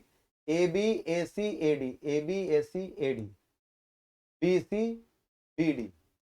देखिए टोटल 6 बना के नहीं बना। अब इन 6 में अगर आपको 4 गो बराबर और 2 गो बराबर मिला तो वर्ग कहलाएगा। इन 6 में 2 2 2 मिला, आयत कहलाएगा। 6 में 2 गो बराबर मिला, फिर 2 गो बराबर मिला, अब बाकी 2 गो बराबर नहीं मिला, समांतर चतुर्भुज कहलाएगा। अगर 6 में 4 गो बराबर 2 गो बराबर नहीं मिला तो सम चतुर्भुज कहलाएगा। इस तरह का कंडीशन है। और आपको अभी तक इतना ही पढ़ना है कोऑर्डिनेट ज्योमेट्री में, और भी होगा कुछ तो देख लेता हूं। कोऑर्डिनेट ज्योमेट्री में क्या क्या पढ़ना है, शुरू से आते हैं। तो शुरू से आते हैं तो पहला आता है मूल बिंदु, दूसरा आता है चतुर्थांश, तीसरा आता है भुजा और कोटि, चौथा आता है मूल बिंदु से दूरी, पांचवा आता है दो बिंदु के बीच की दूरी, छठा आता है मध्य बिंदु का निर्देशांक, सातवां आता है केंद्र का निर्देशांक, आठवां आता है अनुपातिक विभाजन, नौवां आता है त्रिभुज का क्षेत्रफल, दसवां आता है चतुर्भुज वाला प्रश्न, ग्रामा क्या आता है, और तो कुछ नहीं आएगा। और क्या, बस इतना ही है। इतना कोऑर्डिनेट ज्योमेट्री में है। तो सब चीज के लिए मैं एक जगह फिर से आपको लिख दे रहा हूं। आपको क्या करना है, पहली बात मूल बिंदु से दूरी का फॉर्मूला, फिर अगला है दो बिंदु के बीच की दूरी का फॉर्मूला है, ठीक है।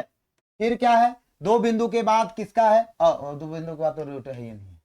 दो बिंदु के बाद आता है मध्य बिंदु का, तो x1 प्लस x2 बटा 2 और y1 प्लस y2 बटा 2। फिर आगे क्या आएगा, आगे क्या आएगा, x1 x2 y1 y2 बटा 2।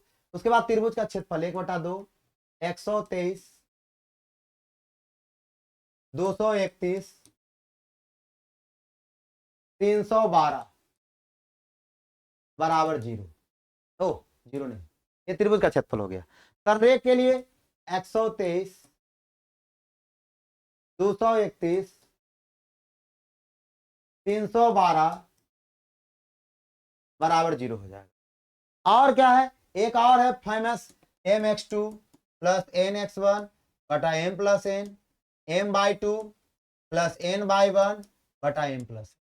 और क्या है, और आपका ऑब्जेक्टिव है, और आपका ऑब्जेक्टिव है, समझ में हमारी बात। और सारे के सारे ऑब्जेक्टिव हैं। आपको पूछा जाएगा मूल बिंदु का निर्देशांक, भुज का वैल्यू, कोटि का वैल्यू, एक्स का मान, बाई का मान, एक्स का ग्राफ, बाई का ग्राफ, प्रथम चतुर्थांश, द्वितीय चतुर्थांश, मूल बिंदु से दूरी, फिर दो बिंदुओं के बीच की दूरी, मध्य बिंदु का निर्देशांक, केंद्र का निर्देशांक, केंद्र का निर्देशांक देख लीजिएगा, नहीं लिखे हैं। केंद्र के बाद त्रिभुज का क्षेत्रफल, संरेख, समदूरस्थ, बस यही सब चीज है। एक्स अक्ष पर बाई का मान, बाई अक्ष पर एक्स का मान। तो कोऑर्डिनेट हमारा इतना ही है। लेकिन अगर और भी अगर आपको चाहिए, आपको लगे कि भैया और मजेदार बनाइए, तो मैं आपके लिए आने वाले दिनों में बहुत जबरदस्त, बहुत जबरदस्त इस पे क्वेश्चन लेके आऊंगा, ठीक है। बस आप जुड़े रहिए। के का मान क्या प्रश्न जो रहता है संरेख वाले में, के का मान ज्ञात करें। संरेख वाले में के का मान ज्ञात करने वाला रहता है, वो देखिएगा क्या रहता है। अब उस पर मेरे को क्वेश्चन देखना पड़ेगा, मेरे को वैसा क्वेश्चन याद नहीं आ रहा है, लेकिन मैं भी फिर भी मैं चेक कर दे रहा हूं। जैसे क्वेश्चन रहा कि यदि 5 4 -3 12 के और 8 संरेख हैं, तो के का मान क्या हो। कुछ नहीं लिखना है, लिखेंगे ए का निर्देशांक 5 4, बी का निर्देशांक -3 12, सी का निर्देशांक के और 8।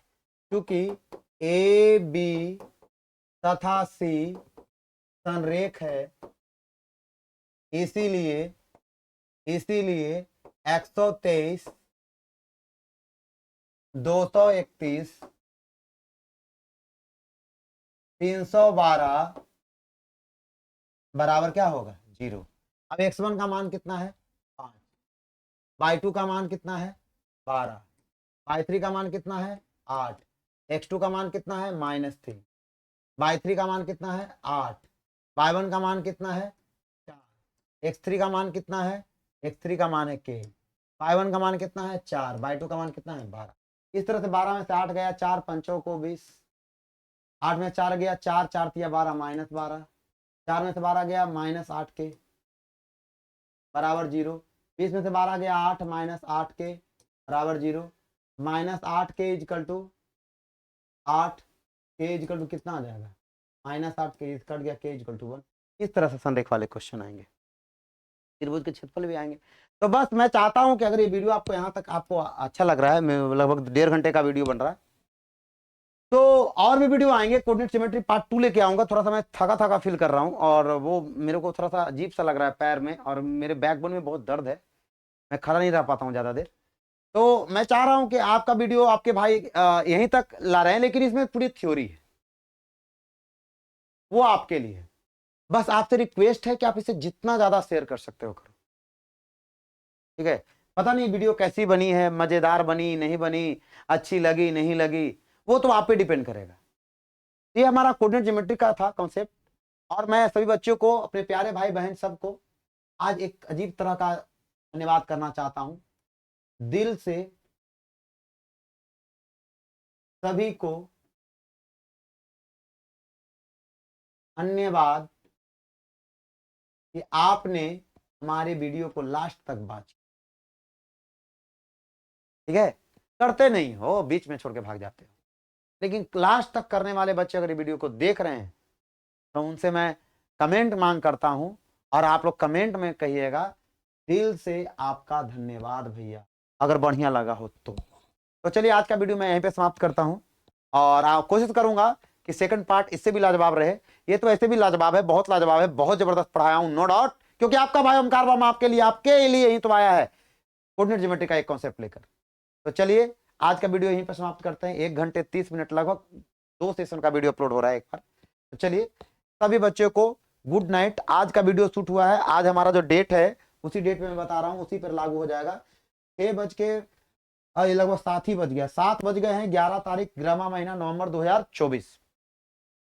चलिए।